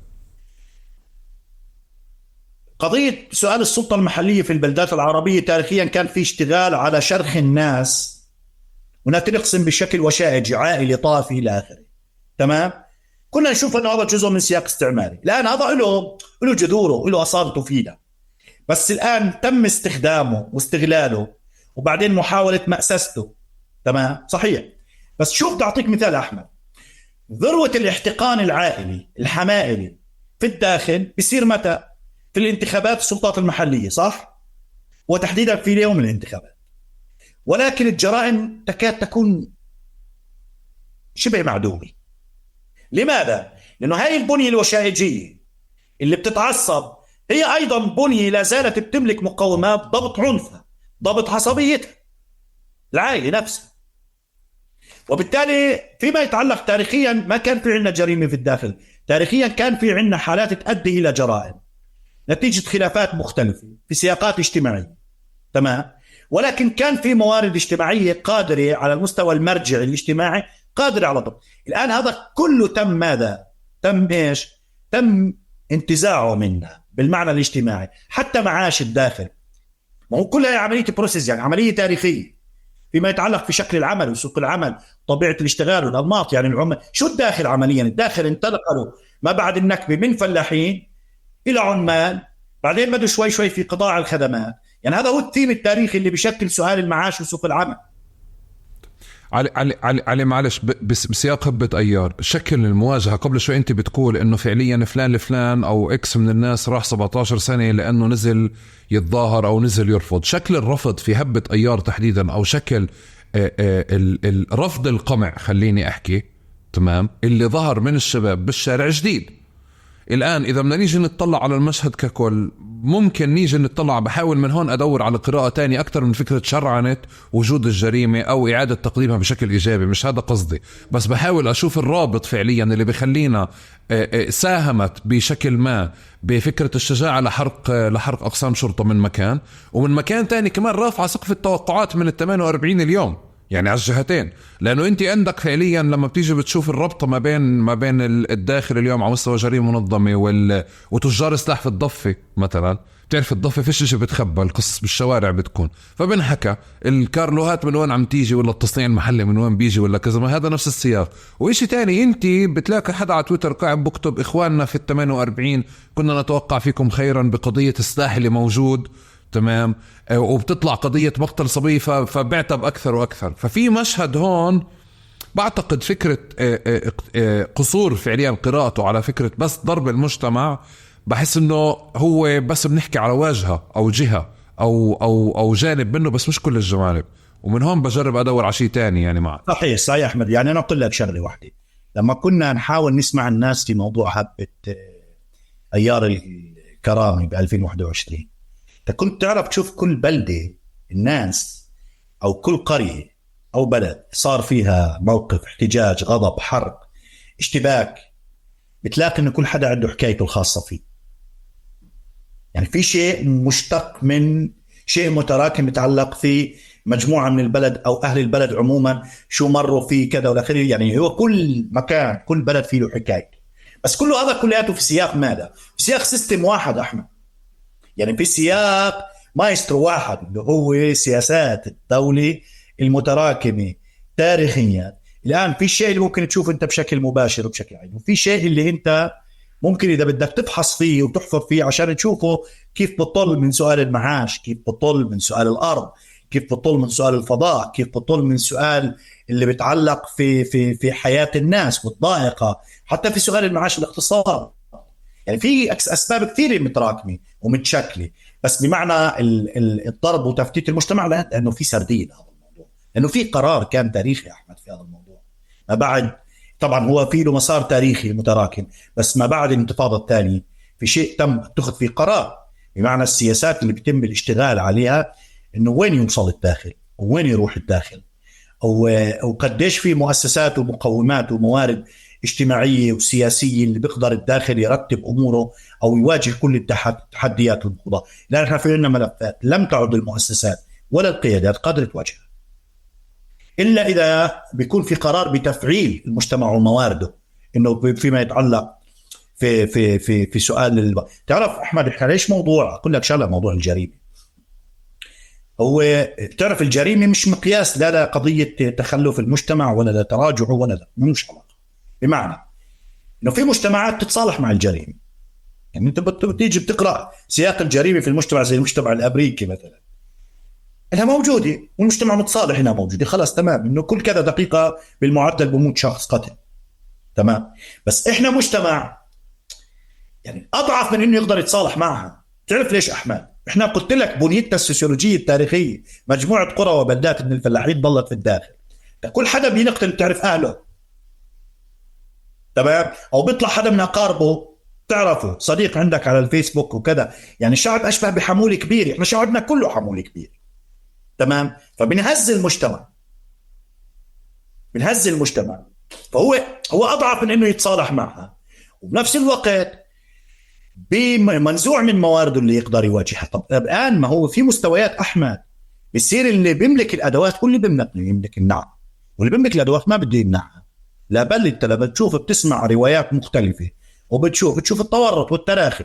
التراخي هذا لما هو المأسس متورط بالمعنى الحقيقي، بمعنى في شيء بيصير موجه، وبالتالي شو المجتمع عمليا بتحول لفريسي. انا هاي الادوات من الادوات اللي بتفتك في الداخل، بمعنى بولد مشاعر احمد، وبولد قرارات عند شريحه من الشباب. في ناس بتفكر تهاجر احمد، تخيل مين فكر حدا من الداخل مره انه في حدا بفكر يهاجر؟ في بعض القرى والبلدات في ناس عم بتبيع منها وبتطلع، تمام. لانه كل حدا ما بتعرف، هي اصلا بحاله الدوله الطبيعيه، مش الدوله في سياق مثل وضعيه اسرائيل. بالدوله الطبيعيه مساله الحمايه هي فكره محتمله، حمايتك يعني الدوله مكلفه في حمايتك، هاي فكره تعرف، هاي افتراض محتمل، انت يعني بضل شيء احتمال انك انت محمي بالمعنى الفعلي. كم بالحري في حاله مثل حاله اسرائيل اللي بتتعامل مع موتنا وصف جزء من اقتصادها حقيقه، انه شيء يعني هذول العرب. وبتعرف دائما في هذا القاموس اللي بعيدوا انتاجه الصهاينه اتجاهنا، انه هذول العرب هيك كل حياتهم قتل وعنف وثقافتهم وكذا والى اخره. وهذا القاموس دائما بيستعيدوه في كل شيء فيما يتعلق بسؤال الجريمه. وشفنا القاموس اللي عادوا استعادته، هذا البنية الاستعماريه فيما يتعلق في قراءتهم لطوفان الاقصى وكذا والى اخره، تعرف بس التوحش والحيوانات والبربري كل هاي الكلمات والى اخره. ففي شيء اللي بيشوفوه فينا بهذه الطريقه. يعني هذا الشيء مش بس على مستوى قيادات وضباط وسياسيين اسرائيليين في اللي بقود المؤسسات، لا، هذا شيء على مستوى بنية اجتماعيه كامله استيطانيه بتشوفنا بهاي الطريقه. بتشوفنا انه احنا جماعه ناس من الجماعات اللي بتتقاتل فيما بينها وبنيتنا العنيفه، وكل هذا القاموس الاستشراقي الاستعماري اللي مبني بهاي الطريقه. بس انه سؤال، انت على الاقل في سياقات مختلفه لتفسير ذلك على المستوى النفسي والاقتصادي والاجتماعي والتاريخي، صحيح، بس كله يا احمد مش لا بيقدر يستقل عن السؤال الكبير اللي بيتعلق في السياسي اللي هو بيتعلق في الدوله. طيب علي، ضايلي نقطة أسألك عنها عشان نسكر ملف 7 أكتوبر عال العال نكون فاهمينه. في إشي فقط في 48 بحس في ميراث نكبة لم ينقطع، وما زالت الناس عايشة زي كأنه امبارح كانت النكبة. وهون ما بدي أدخل على 7 أكتوبر، ما زلت أنا ما قبل يعني 6 أكتوبر، تمام؟ إحنا كل إشي هلا ما قبل 7 أكتوبر عشان نحكي هاي اللحظة كيف كانت بال48. ما بعرف، بعتقد إنه فكرة التخزين، المبالغة بتخزين المونة هاي في بلاد حروب، يعني بننكت إحنا عن الثلاجات، بس انت فعليا مش محتاج تخزن كمية المونة هذه على مدار هذه الفترات كلها. السلوك تبع الأوراق والجوازات والهاد، انت بتحس حالك بالتغريبة الفلسطينية، هذا مش 48، هذا بكل مكان، بس في 48 مش مميزينه يعني. وعندك الاشي الإضافي اللي بتجلى بفكرة حتى بالحديث عن الخصوصية أو عن الهوية، مش بحاول اللي هو الفرد، عم بحكي غير الفاعل سياسيا أو الفاعل إلى حد ما، بيشير لأشياء من ذكرى النكبة. يعني بمعنى إحنا اللي ضايلين بأراضينا، إحنا ممكن يطلعونا أول ناس. ففي ذاكرة بشعر إنه لم تنقطع فعليا من النكبة، وزي كأنه جيل بعد جيل عم بورثها، مع كل الأخذ بعين الاعتبار لقضية تقدم الهوية الفلسطينية وتقدم الحركة الوطنية والمؤسسات وغيرها والشباب وانخراط بالوطن العربي والهوية. بس في إشي قاعد هون صلب مش عم بتحرك. بتوافقني؟ يعني هو مزبوط، موجود، يعني موجود. احنا دائما من اهالينا بنسمعه بشكل دائم، يعني اهالينا يعتبروا من الجيل الثاني في النكبة. بس بتسمع مجرد حكاية ولا بمسك وبأثر فيك لا، هو بأثر فيك يعني، او في له تأثيره. بمعنى بتعرف انت في خوف تاريخي موجود على مجرد انك تطلع على مضاف. بس السؤال هاي العلاقة في شيء سيستم تاريخيا احمد، دائما يعني شيء اتمأسس تاريخيا من ايام الحكم العسكري. بس انا بعطيك عليه امثله، وبرتبطه ب7 أكتوبر.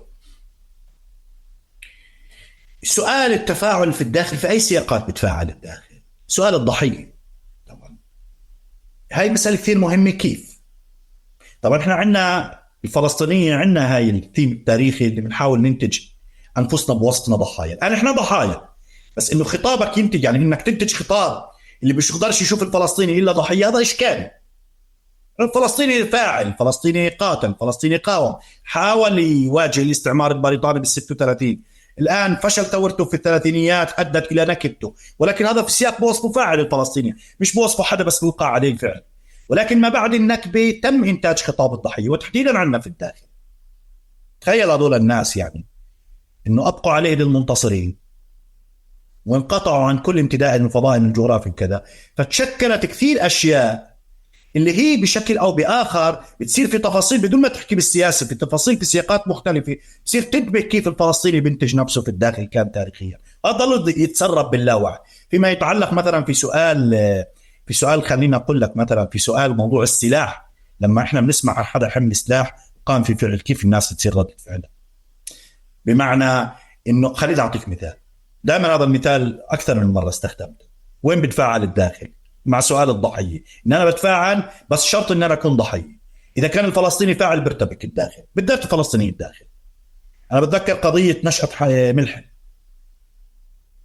طيب ما قبل نشأة ملحم كان في سياق بتعلق في كفر كنا، الشرطة اعتدت على شاب في كفر كنا. الاعتداء مش في سياق سياسي ولا أمني، في سياق اجتماعي، تمام؟ قتلته، لا استسهال قتله لكونه عربي، يعني هذا اللي جد تسييسه. فالتخريج والتسييس وإعلان الإضراب واعتباره شهيد هذا ألف باء، لأنه الشرطة قتلته بصرف النظر إنه الفعل الأكت نفسه بتعلقش بالسياسي والأمن، بتعلق في سياق اجتماعي، بس استسهال قتله هو فعل سياسي، انتهينا تمام. ولكنه ضحية. فعلت الناس، النظم، الأطر، الأحزاب، أعلن إضراب. طب نشأت ملحم، أربك الناس. لماذا؟ لأنه مش ضحية. الآن هو ضحية بالمعنى التاريخي لسياسات السيستم التاريخي، مش مطخوخ. لا هي الفكرة، احنا مش مطخوخ. الفكرة ارتبكت الناس، الأحزاب ارتبكت، القيادات، العالم، الناس كذا، تمام. الآن هذا بقيس لك على مستوى فردي. مشان هيك انت لما بتقول الشهداء، شو هم الشهداء في تاريخ الداخل؟ يا أحمد انتبه، أي نوع من الذاكرة أو أي سياق في سؤال الذاكرة ينتج شهداء الداخل. 76 وصف الضحايا، ضحايا القمع والكذا لما طلعوا يحتجوا كذا. انتفاضة الثانية وصف ضحايا، اطلق النار وكذا. وبتعرف بيصير الأهالي في المحاكم ومقارعة الاحتلال بأنه ابني أصلا حجر ما رماش وكذا، يأكد على فكرة ضحيته. تمام. طب يا أحمد أعدل لك عشرات الشهداء اللي صفوا منذ الخمسينيات والستينيات والسبعينيات لأنهم اتخذوا خيارات أخرى ما حدا بيعرف. الداخل ما الذي ينتج الداخلي في ذاكرة الشهيد؟ هذا لماذا يصح على فهم؟ ليش قلت لك أنا لما ببدأ أعطي تفسير، أنا بعطي تفسير فعلا مبني على معطيات من واقع تاريخ الداخل منذ الحكم العسكري. بس الداخل بمعنى التحق هب في هبة أيار الكرامة 2021، اعتداء على الشيخ جراح وعلى المقدسات، سوات الحديدية للمسجد الأقصى ورمزية المسجد الأقصى، ونحن ضحايا والناس طلعت. بينما الناس، وهذا حقيقي أحمد، أنت شرائح، أنت بتصير تراقب أهلك، تراقب الناس اللي حواليك، مش شيء وبدك تحكي دغري يعني الأشياء. تعرف يعني في 7 أكتوبر شوف هذا الفعل قديش مباغت للوعي على مستوى الأمي، على مستوى المنطقة. تمام. ما حدش كان يتخيل يعني إنه الأشياء بهذا الشكل. كم على مستوى الداخل أنا انتبهت، صرت أشوف الناس قديش بتحاول تتذكر قديش هم إسرائيليين قديش هم فلسطينيين. تخيل يعني أنت بصرت بالذات وأنت بعد يعني 7 أكتوبر 8 أكتوبر 9 أكتوبر لما بدأ يبين عدد القتلى في مستوطنات غلاف غزة، العدد كم مهول، والفعل ما حدا قادر يستوعبه. وبالتالي الناس هون بتبدأ ما مش قادرة تتفاعل. هذا مش جديد، أنا قادر أشوفه في سياق تاريخي في العلاقة مع الشهيد، مع الفاعل ومع الواقع تحت الفعل، مع أن الضحية شرط أساس لتفاعل وفاعليتي. وبالتالي أنا بقول لك هي ذاكرة الشهداء في الداخل، ذاكرة الضحايا، بينما سياقات مختلفة بترتبك الناس، بترتبك المؤسسات، بترتبك الأحزاب، بترتبك الداخل. لأن هذا بيسموه خصوصية، يسموه شو بدهم. أنا قاعد بعطيك تفسير تاريخي للأشياء كيف بتشتغل. فأنت تخيل على مستوى أنه الناس حقيقة بتصير تتلمس الناس وتشوفها إنه كان في شيء. طبعا هو العصاب والعصبية اللي كانت فيها إسرائيل في الأيام الأولى ما بعد 7 أكتوبر كان الموضوع بخوف أحمد. طبعا ما بدوش يعني المنطقة كلها كان شفنا كيف الوضع كيف كان. بس الناس مثلا بيجي حدا بيقول لك، تعرف يجي بيقول لك طلع غزة بتدفع ثمن كبير، طلع على الشارع في هذيك الأيام كان ممكن يحصدوا الناس بالرصاص حقيقة. تمام. فأنت بتفهم الناس بتفر إلى الرصيف وبتبتعد عن الشارع. إذا بكيش تفهم هيك بتصير بتزاود يعني. بس وين الإشكال؟ الإشكال إنه هذا الخوف لوين بروح، هذا اللي بخوف. بس قضية موقف الناس من الحدث وتفسير مش تبرير أحمد، بنشاف في سياقه التاريخي في الداخل. سؤال اللحظة الجماعية والتحرك بوسطنا جماعة وبوسطنا، وبالذات وقع الفعل والدماء والسلاح تمام. يعني وين الداخل كان بيتعاطى مع شو شكل الشهداء والاشتراطات اللي بنتجها في لرمزية الشهادة الداخل الفلسطيني في تاريخيا في الداخل. هاي مسألة كثير مهمة، وهذا بصح على 7 أكتوبر إنه الناس تحاول تشوف حالها إنه إحنا جزء من هذا الشعب. طيب تمام، أنت جزء من هذا الشعب، بس كمان مهم جدا، هاي كان الوضع كان صعب بالتأكيد، بس لاحقا تعرف صار فيه الأمور صارت شوي أروق. هون الخلاف إنه هون بتصير التحدي الكبير. التحدي هو مش كيف كان الموقف بالأيام الأولى. موقف بالأيام الأولى خلاص مفصل، ما في داعي نحكي فيه، بتقبلوش هاي مشكلتك. تمام بالأيام الأولى. بس لاحقا إنه في خوف. لوين عم بتاخذ الخوف باتجاه إنه ننحط إنه ينزل هذا السقف ويتحدد لنا سقف سياسي، سقف فيما يتعلق بقضايانا الحقوقية في كافة مناحي الحياة، بيصير مشروط بهذا السقف اللي ولده 7 أكتوبر، خوف الناس، صمت الناس. ما هو في الخوف في شيء ممكن تفسره سوسيولوجيا تاريخيا، سؤال الخوف هذا موضوع ثاني. تمام. الآن هون كان في مسألة دور، وبالتالي في مثابرة ومداومة، وهذا شيء أحمد متراكم عن حبة أيام، مش عن الكرامة، متراكم بمعنى كيف تركوا الناس.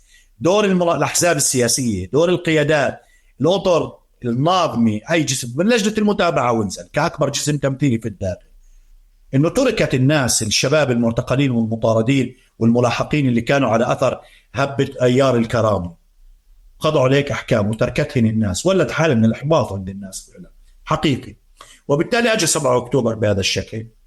ومين كان بمستوى 7 اكتوبر؟ والامه كلها مش بمستواه، يعني مش بس الداخل. يعني طبعا في الضفه في قسوه على الضفه الغربيه، انا لاني عايش في الضفه الغربيه الامور اخذت شكل، بس الضفه الغربيه تم الاشتغال عليها لدرجه انه هاي الانماط اللي ممكن تتجهها بشكل تفاعلي هيك ممكن يكون. الناس بعد الناس بعدها بتتخيل انه هبه جماهيريه كيف الانتفاضه الاولى والثانيه، ما بيعرفوا انه شو انشغل على الضفه ضرب تنظيماتها ومجتمعها ومقوماتها الاهليه كلها الداخل، اللي كانت هي تتولى عمليه تنظيم ونظم حركه ايقاع الناس بالمعنى الجماهيري في الانتفاضه الاولى والثانيه. ما عادش موجود هذا تمام. بس في الداخل انا بشوف انه الامور تنشاف من هذا المحل. يعني بوافقك، بس في مشهد مش قادر افهمه بس من عموم الفلسطينيين وعموم العرب. يعني في فئه ما، بحكي على النخب يعني يمكن اكثر، او النخب اللي حاضرة موجودة بسياق وطني. في حالة 48 جزء منها بالأيام الأولى بادر، يعني ما حد طلب منه، بادر طلع لحاله وكتب موقف اتبنى فيه الرواية الإسرائيلية قبل حتى ما هم يقدموا أدلة لإلها. يعني هذا بالوقت موجودين أحمد. أنا بعرف إنه موجودين، كمان موجودين في أمريكا، بعرف. لا موجودين يعني تاريخيا عندنا. ما أنا فاهم، قصدي موجودين بكل مكان، بس بسياق 48 الجديد اليوم مع السوشيال ميديا تاريخيا موجودين عليه.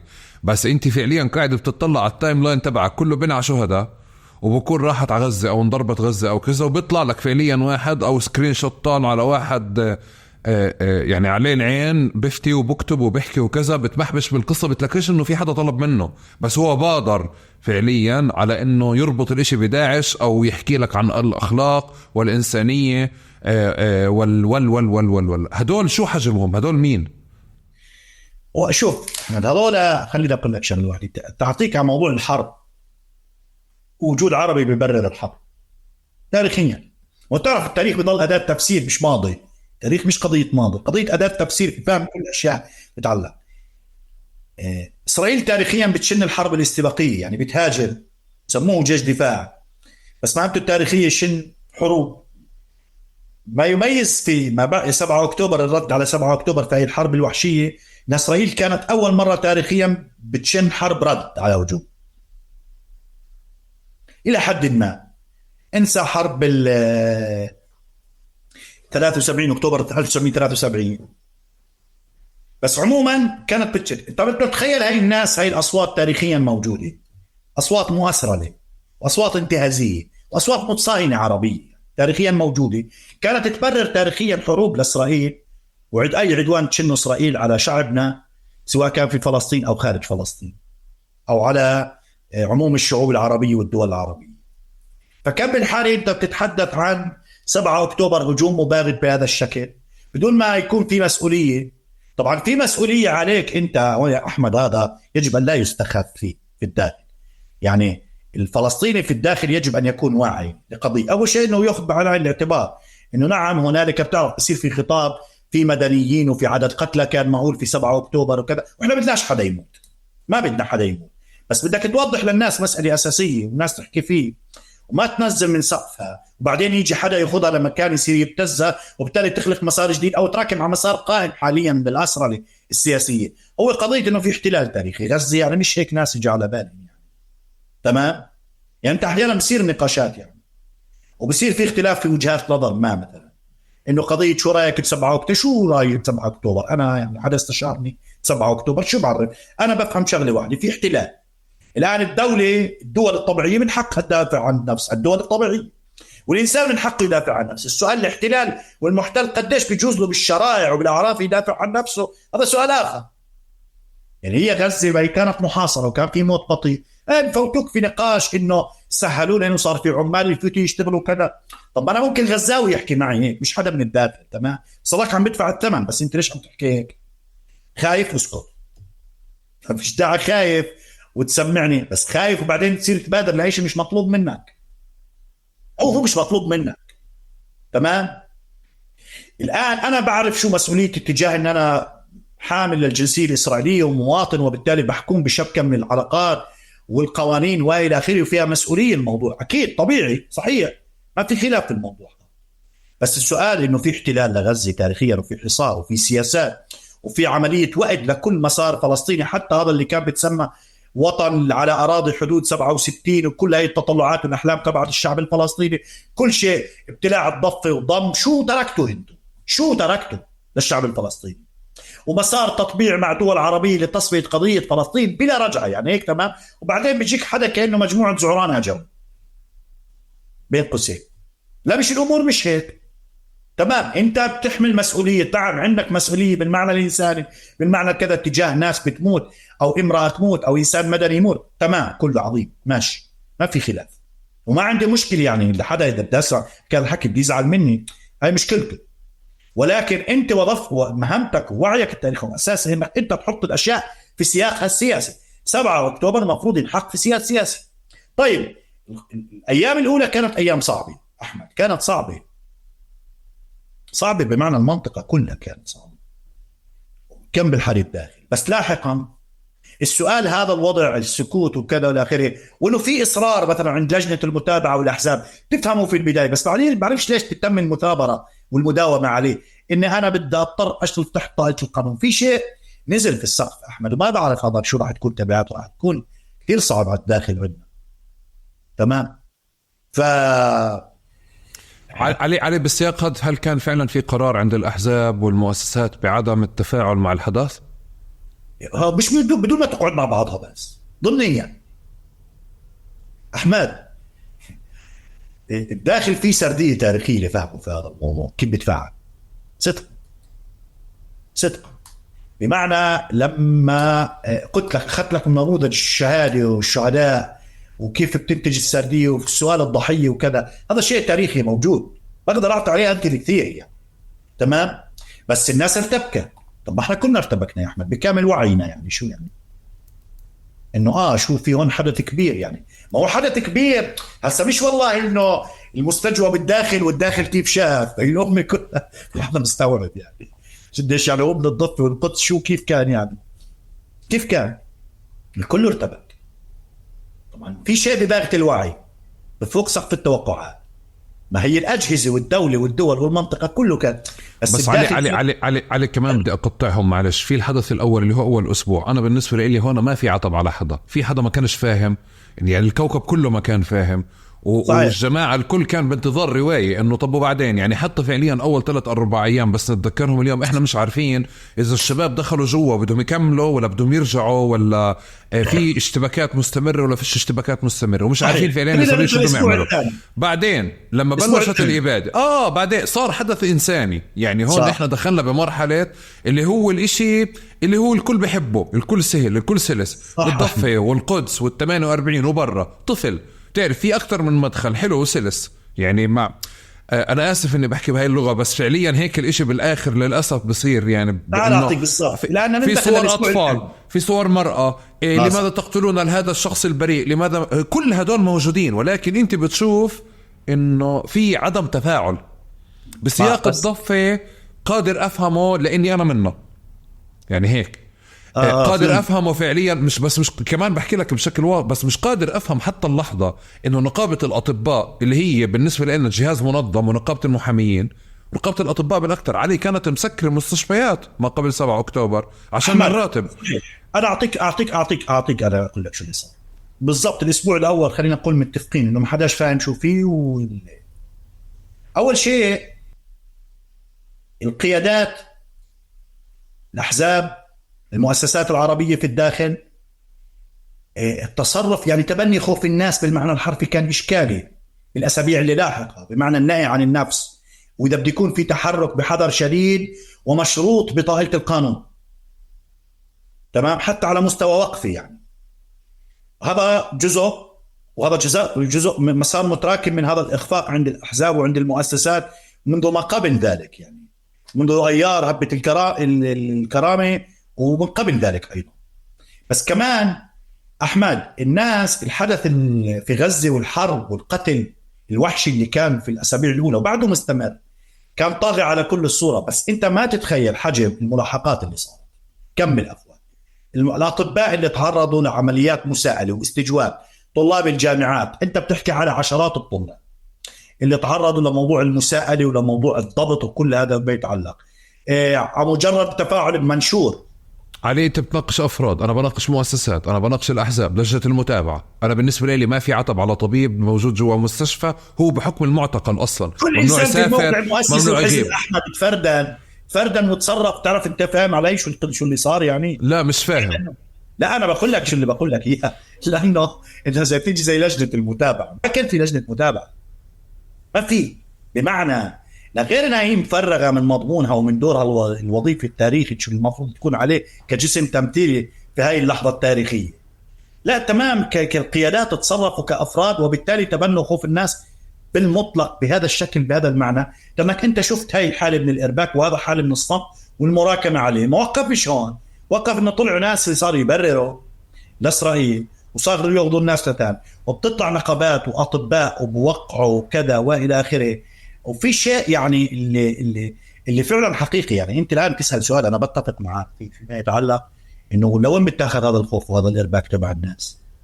وين المسؤوليه التاريخيه؟ تعال نسال على شيء عيني. مظاهرة سخنين كان في محاولة فعليا لأنه يكون في مظاهرة، ما يقال بالرواية أنه إجا تلفون بالرصاص الحي، فمش عارف مين اللي أخذ القرار. هون ما في خوف ناس، هون مش نقاش خوف ناس، هون نقاش قاضي.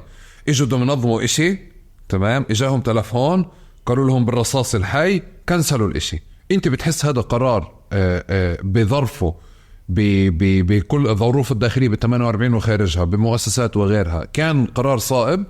لا، قرار. خلينا اقول لك شغله واحده يا احمد، اللي بيكون في موقع المسؤوليه ما بصير يحكي زيه يعطي تبرير زي اي واحد من الناس بيعطيه. اذا تكون في موقع المسؤوليه يعني انت قررت تاخذ على عاتقك انك تكون في هذا الموقع، يعني في مواقف بدك تدفع كلفتها. هذا مش مزاوله. ليش بنقول هذا الكلام؟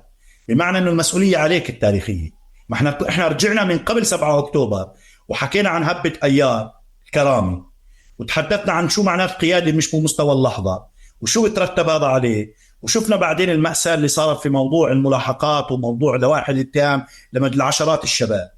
وبالتالي تخيل انك انت كنت بتحكي على قيادة مش بمستوى هبة ايار الكرامي. فكم بالحري في 7 اكتوبر. الان هذا شيء متراكم. هذا الوضعية بيرافقها مسار عند تيار مركزي في الداخل بدفع منذ سنوات باتجاه الدمج والأسرل. تمام. الآن أنت بتتفهم هي قضية المفصلية، إنه الخوف مفهوم، مؤسسات وأفراد وشعب وجماهير مفهوم، بس السؤال فليؤخذ المكان الصحيح. ما الذي يعني يؤخذ المكان الصحيح؟ إنه يصاغ خطاب بمستوى المرحلة الزمنية اللي إحنا موجودين فيه. هاي المسألة كثير مسألة أساسية، بمعنى إنه الناس. أقول لك شغلة واحدة، في حالات أحمد من الاعتقالات مش على منشور، مش على بوست، مش على تضامن مع غزة، على حالات أكبر من هيك عم تصمت عنها الناس وعم تسكت عنها الناس، وبتنترك الأشياء للمسارات القضائية، وفي ظل قضاء قاعد بضيق وبتطابق مع سياسات صهيونية الدولة. الناس مفترض أن تتحول تكون حواضن اجتماعية. سؤال مين اللي بوعي الناس على فكرة الحاضنة في هيك الظروف؟ لأن الحاضنة تتصرف بالفطرة. طيب الحاضنة الاجتماعية أصلا تاريخيا مش بس في الداخل، في الضفة الغربية عم تتعرض لعملية اختراق ولعملية ضرب ممنهج. تمام. بس عمليا هون بصير دور القيادات، دور الأحزاب، ودور المؤسسات، إنها كيف تنتج خطاب تحط الناس في المكان الصحيح، تحطهم في مسافة الأمان، بس ما تأخذهنش باتجاه إنه يصير في تيار يشد الناس باتجاه إنه يبرر سياسات قائمة من قبل 7 أكتوبر. يعني بصير في تبرير بمعنى للاعتقال، إنك ما تتضامن مع أي واحد معتقل وموجه له لوائح اتهام حتى للتعامل مع العدو في زمن الحرب. تخيل في هيك تهم لناس على أثر 7 أكتوبر. تمام. بس في مسار قضائي، المسار القضائي بأخذ مجراه، أنت بتتابعه عن طريق عمل في رجال قانون وإلى آخره بيلاحقوا هذا الموضوع. بس شو دور المجتمع؟ قديش المجتمع بتنصل؟ قديش المجتمع بحضن؟ هذا سؤال كتير مسألة مهمة. هذا دور، هذا الإخفاق موجود أحمد من قبل، بس للاسف الشديد بتكثف قاعد ما بعد 7. لا وبشكل هيك يعني مش ثقيل، بس ما بديش اوصفه، بس كمان بمحل تاني لما بتصير صفقة الأسرة بصير في نقاش. يعني أنا لإلي لو إنه هاي الأطر فاعلة عندها برنامج ومتابعة لأولادها اللي موجودين ومعتقلين وعنده خطة لأنه تطلعهم، بفهم فعليا حدا يطلع ويقول لا بدناش إياهم بالصفقة، تمام، لأنه عنده تصور. أما هو فعليا بيطلع من مكان بشرح، يعني زي كمان بيعطي سبب إضافي للناس، خافوا أكتر، اقلقوا أكتر، حتى من صح. فكرة حرية أولادكم. صح. يعني وانت فعليا لو تاجر مخدرات، لو تاجر مخدرات بكون لك مصلحة تروح تقول له بادل طلع لي بنتي، بس بالمنطق هذا طوال الوقت إعادة إنتاج الخوف وما بتشوف الناس عليه. طيب أحمد، خلينا نأخذ هذا الموضوع كمثال. لما بيكون في تبادل صفقة الأسرى أو اللي كان مطروح في ظل ما بعد 7 أكتوبر والحرب على غزة، الآن بيجي تفسير، بيجي بيقول لك في حدا بيجي واضح يعني بموقفه انه بيجي بيقول لك احنا مواطنين، يعني بيقول لك ان احنا مش جزء من الشعب الفلسطيني وبالتالي نحن لا نشمل.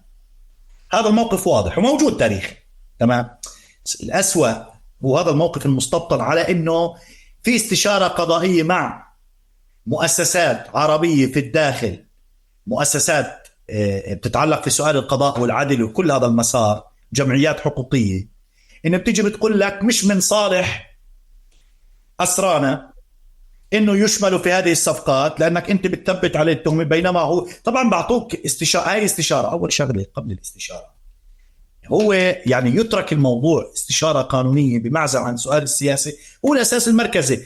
إذا كان سيطلق سراحه سواء كان في صفقة ولا غير في صفقة، هذا كلياته يجب أن يبقى تحت سقف أساسي أنه التحرر من الأسئلة هو حق أساسي في حريته.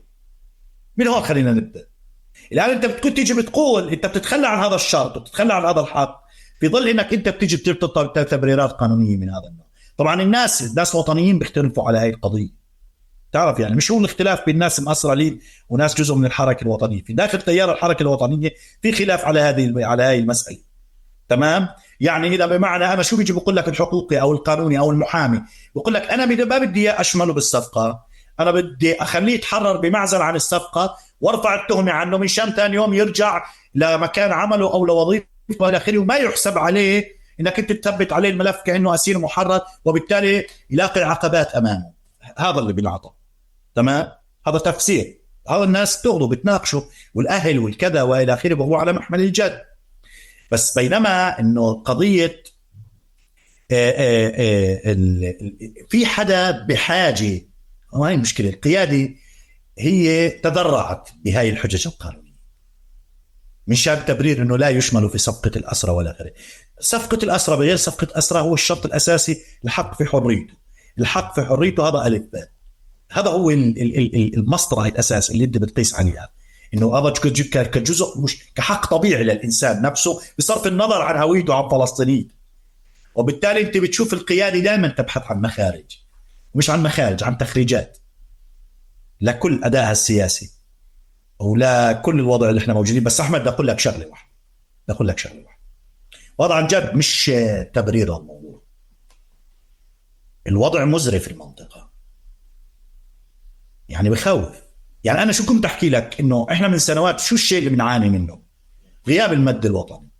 كنت أقول لك إنه قديش مثلا أخذت مثال الربيع العربي، الثورات المضادة عليه وما حدث في مصر وفي حدث في سوريا. قلت لك برات الناس، عموم الناس ما بتصيغوا في لغة سياسية هيك محبوكة وكذا مصفط تحكي لك إياه، بس بتشعروا في وجدانه هيك باللغة بقصده، يعني إنه بتصير الناس تضيق عليها الأشياء، بتضيق عليها بلادها وبتضيق عليها خياراتها وبتضيق عليها تطلعاتها في هاي الوضعية، غياب مد وطني، وبالتالي بيتعزز هذا الأشياء. وبالتالي أنا لما بيجي أنا الآن بنناقش عن الداخل بوصلي، أنا من الداخل قررنا الليلة نحكي عن الداخل. بس هو هذا اللي بيصير في غزة، استمرار الحرب بالشهر السادس، حرب هاي الوحشية وهي الإبادة بدون ولا أداة ضغط على إيقاف هاي الحرب. لا بالتالي الآن بيطرح استراتيجيات لشكل وحشيتها بالأيام القادمة بالذات ما بعد العيد. طيب شو انت بتصفر. اقول لك احمد، ما في داخل وغير داخل وكذا. اي واحد فينا فلسطيني وعربي بصير يرجع يحاول يخدش هاي الأسئلة اللي بتتعلق في المفاهيم الأساسية، الحروف الأولى اللي ربي عليها بسؤال من هي الأمة. شو كيف يعني؟ أقول لك طب إحنا بنصير نشوف أبياتنا شو بيحكوا، هذول الجيل الثاني اللي عاش مراحل شوي أكثر أبكر. البد، اسكت، كرامتك هي ما تضطرش تناشد الأم العربية وتحمل لحم أولادك بديك. تخيل يعني، هذا مش بدك ترد عليه، هذا أنت وظيفتك تفهم من وين بيجي وبخدم مين بالآخر. بس هو احنا في أزمة حقيقية، والداخل هو علي جزء. علي هذا بكل مكان. انا بفكر انه الضفه مسارها، وانت بالضبط كيف قلت انه الليله بس احنا قررنا نحكي على ال 48 اكثر عشان نقدر نفهمه، لانه هيك ابقاء الاسئله كبيره وعامه ما أنا حتى بنفهم على منها الضفة، شيء. أنا عايش في الضفة، أنا مرات بزعجني سؤال وين الضفة. ما هو كنا قبل 7 أكتوبر نقول وين غزة، مش كان في ناس هيك تحكي؟ ما هي الضفة وين توقف شريان الدم فيها؟ وين توقفت الضفة الغربية؟ طب أنت اليوم أنت تطلع على الضفة الغربية، أنا عايش في بيت جالة وبيت لحم. أنا أول مرة بنتبه لسؤال العمال في ظل الحرب، إنه البلد بعدين انتم بتشتغل. كنتم محاصرين، انتم اصلا على مدار 5 شهور انتم مسموح لكم ساعتين تطلعوا الصبح وساعتين العصر، لا؟ صحيح، حركة التنقل كانت في عليها قيود كبيرة، صحيح في البدايات يعني حتى هذا انت طلع حتى كيف بتعبر عنه هو بالاخر هذا جانب من الجوانب. بس انا بفكر بس تخلص يعني نخلص ان شاء الله، يوقف شلال الدم اللي موجود ونطمن على اهالينا بغزة، رح نشوف فعليا الضفة بشكل آخر، القدس وال48 بشكل آخر تماما. علي معلش اسمح لي بس بدي أكمل بنفس المسار. شو اللي خلى المظاهرات ترجع اليوم تشتغل عشان بنفس بسياق ال48؟ ليش عم تطلع اليوم؟ اليوم لا إشعار. أنا أقول لك أول شيء الشكل خروج العرب إلى تظاهر في شيء ما حدث. طبعا في كثير ناس انتبهوا للموضوع، إنه في حدا اتخذ من مساحة خروج اليهود أو فئة من اليهود، طبعا في من الليبرال اليساريين وإلى آخره، وبالتالي بمعنى إنه هي مسافة أمان بتتيح موجود. هذا يعني ما بدك تاخذه بهذا الشكل تفهمه، وناس وطنيين بيطلعوا في الحقيقة يعني إنه إذا بقول لك إنه ممكن أنا تكون كلفة موقفي بالتظاهر بوصفه تظاهر عربي فلسطيني تمام هيك ملان، ممكن يكون فيه كلفة الموقف تكون عالية يعني تمام. الآن في مساحة بتحوها بعض الفئات في المجتمع اليهودي للاحتجاج بصرف النظر الأغراض. في حدا محتج يعني فعلا، أظن قلة قليلة يعني، لأنه في إجماع صهيوني كبير على سؤال الحرب وعلى استمرارية الحرب. طبعا بيختلفوا تحت ذلك على موضوع الحكومة، على موضوع إعادة الرهائن، الأسرى، اللي هو كل هذا صحيح. بس في شكل من الاحتجاج العربي بدأ أبكر من قبل ما يبدوا يطلعوا في مظاهرات أو وقفات احتجاجية عندنا في الداخل عربية بتدعي إلى قوة عربية. بدأ في سياق مع شرائح من الوسط اليهودي نفسه، من اليهود أنفسهم يعني، من تيارات ومن أحزاب أو من فئات يسارية وإلى آخره، وشاركت فيها قيادات يعني، وحكت فيها كلمات خطب وهيك خطابات. هاي مسألة ثانية، إنه بعد مرور وبدأ في تفاعل عمليا. طبعا راكم الوضع في أوروبا، بعض العواصم راكمت حركة احتجاجية. جنوب أفريقيا ودورها في مسألة إدانة الاحتلال في حرب في غزة، أو يعني استجوابه في المحكمة، كل ذلك الآن مرق 5 شهور. المفروض يكون بدأ يعني كمان سياسة الكم، يعني حالة العصاب والعصبية اتجاه كيف كان ممكن يتصرفوا اتجاه الداخل في الأيام الأولى أو في الأسابيع الأولى لم تعد كما كان. يعني الآن أنت بتكتب بوست وبتتضامن بطريقة بالأيام الأولى كان ممكن تعتقل عليه. الآن الأمور تعرف أنه في حالة إسرائيل خرجت عن الدولة في عصبيتها، تعامل كقبيلة، تعرف هذا حرفيا. وعصابها عصاب اليهود على المستوى الاجتماعي يعني تمام. فهذا خفت حمولته، وبالتالي أجا يوم الأرض. يعني شفنا في يوم الأرض خرجت الناس من أجل غزة. يعني هاي مناسبة للتعبير، لأن هذا مهم جدا يعني تمام. اللي بيجي أحسن من اللي بيجيش بالآخر يعني، فهمت علي؟ لو كان متأخر. صار هنا دور الأحزاب قوة إنها تبدأ تراكب وتلحق على مستوى، يعني تدفع باتجاه ما يمكن ضغطه من أجل إيقاف الحرب، وإن كان هذا شوي يعني فوق طاقة الداخل أكيد. بس هو قضية بتتعلق في الداخل نفسه، إنه السقف ما 7 أكتوبر مش يتحول لأداة لخفض هذا السقف اللي بتعلق في الحقوق السياسية والحريات وكل ما إلى ذلك يعني. نتأمل ذلك أحمد. بس أحمد في شيء على المستوى النفسي وعلى المستوى الاجتماعي. الناس بتعرف، الناس بتحاول مرات، الناس بتحاول تيجي تعيش بطريقة طبيعية وكذا وإلى آخره. وفي شريحة من الناس مش هون أصلا يعني، بس عموم شعبنا إجمالا يعني هاي مرق رمضان يعني أنت بتشوف شعب كامل زعلان. بس للأسف يعني هو سؤال القيادة هو بصح فقط على الداخل وعلى الضفة وعلى القدس وعلى كذا وإلى آخره. قديش انك انت كجزء من هذا الشعب انه في فئه منه بتتعرض لهي المذبحه ولهي الاباده المنظمه من شهور في ظل هذا الصمت، يعني شيء يعني مضبوط يعني. طب علي في سابقا دائما لما كنا بنناقش الكنيسة كان بنحكى انه اذا احنا ما رحناش، او البعض بقول اذا احنا ما رحناش رح يروحوا الناس فعليا لحالهم او رح يروحوا لاحزاب صهيونية. واليوم فعليا انت قاعد بتقول لي انه حتى القيادات مش قاعدة ومش واعية لفكرة انه اليوم التماس اللي موجود كتير حاد، انه الناس ممكن تروح باتجاه الأسرة اللي كيف انت بأكتر من سياق خلال حوارنا حكيت. بتعتقد انه اللي قاعد بصير اليوم مستوى الإجرام، مستوى الإبادة، مستوى المراقبة والقمع والقلق والاعتقالات وغيرها، وكمان اللي سبقها ما قبل 7 أكتوبر اللي هو قضية أيار، يعني بيعزز اندماج أو انخراط الناس داخل المؤسسات الإسرائيلية أكتر، أو بخليها تنقى بنفسها عن التعبير عن إنها فلسطينية، أو العكس؟ والله يا أحمد مش بالضرورة يعني، بس تعرف في الناس هذا في شيء يعني في شيء عم بتراكم. شوف شو مش بالضرورة، شو أنا أقول لك شو مش بالضرورة، شو يعني مش بالضرورة إنه الناس هذا بتعزز للأسرة أو شو اللي أقول لك إياه، اللي بشكل وعي الناس وبيلعب في فطرتها مش العدوان ووحشيته فقط، الخذلان اللي بتشوفه انتبه هذا بيشتغل عند الناس. وين العرب الشتم انه مذبحه بتستمر هاي الشهور وكذا، بولد هاي ثقافه المشي على رؤوس الاصابع. يعني تعرف انت هاي الاشياء، الحذر هذا اللي بيصير بعدين هذا بأخذ شكله على مستوى الخطاب وبأخذ شكله بالمعنى السياسي. الان انت بتقول لي هل تتوقع ما بعد 7 أكتوبر الاسرى اللي تقبض؟ بقول لك نعم للاسف نعم. الاصوات الان اللي بتحكي وبتداخل وبتحاول واللي بده يبرروا واللي باخذوا باتجاه انه ما هو اسمع شو في شيء بتشكل عند الناس، وبعدين تيجي القيادات هي بتصيغه سياسيا وبتصيغه في برامج اللي ما قلت لك يا لما كيف بيقعدوا يحكوا لنا اهالينا هاي البيت. ما هو هذا القيادة السياسي هيك برنامجه بالاخر. يعني في شيء الناس من الخوف، يعني الناس وليدة اللحظة كمان. يعني الناس اذا في قيادة بتعرف تنتج خطاب بمستوى المرحلة، حط الناس في مسافة الإيمان بدون ما الخوف بده يروح باتجاه إنه الناس تنزل من سقفها وبالتالي تتخلى عن ألف باء كذا أنجزته وراكمته. إذا في قيادة الناس بتتفاعل. يعني أقول لك شغلة يا أحمد، القضايا الكبرى الناس بتحب قيادتها تصيغ عنها الأشياء. يعني هي هيك تتوقع مش هيك تطلب، إنك أنت تصيغ لغة وتعطي رؤية وخطاب للمرحلة وكذا وإلى آخره.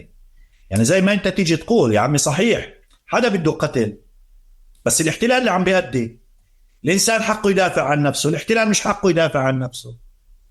طب تفهم علي؟ بمعنى انه بدك تحط الاشياء في اطار سردي. اذا كان في قياده بهذا المستوى وعندها اراده بتكون الاشياء بتصير. طبعا مزاج الناس بيبدا يختلف وكذا. الان انت بتسالني عن الاسرى، بس هاي قضيه الاسرى احمد، وكأنهم متفقين على ماذا هي الأسرة. هذا موضوع طويل. الأسرة اللي مرت في مراحل مختلفة. تعرف الأسرة اللي شو كانت إحنا في وعينا تتعلق إذا كان واحد بيحكي عبري هيك نص كلامه عبري وكذا، علم إسرائيل مرفوع والله على بيوم عيد الاستقلال على سيارة على سيارة. الأسرة اللي بعدين صارت تتخذ شكل آخر في سوق العمل، في الحياة، في السياسة، في الاجتماع، بدور القيادات، في علاقتنا مع سؤال فلسطين، علاقتنا مع الثقافة، علاقتنا مع فلكلورنا اللي صار بيجري على أرضية اشتراطات دولة إسرائيل ومؤسساتها. في تحولات مختلفة. بس أقول لك شغلة واحدة، الأسرة اللي باتجاه إنك أنت شو المقصود فيها؟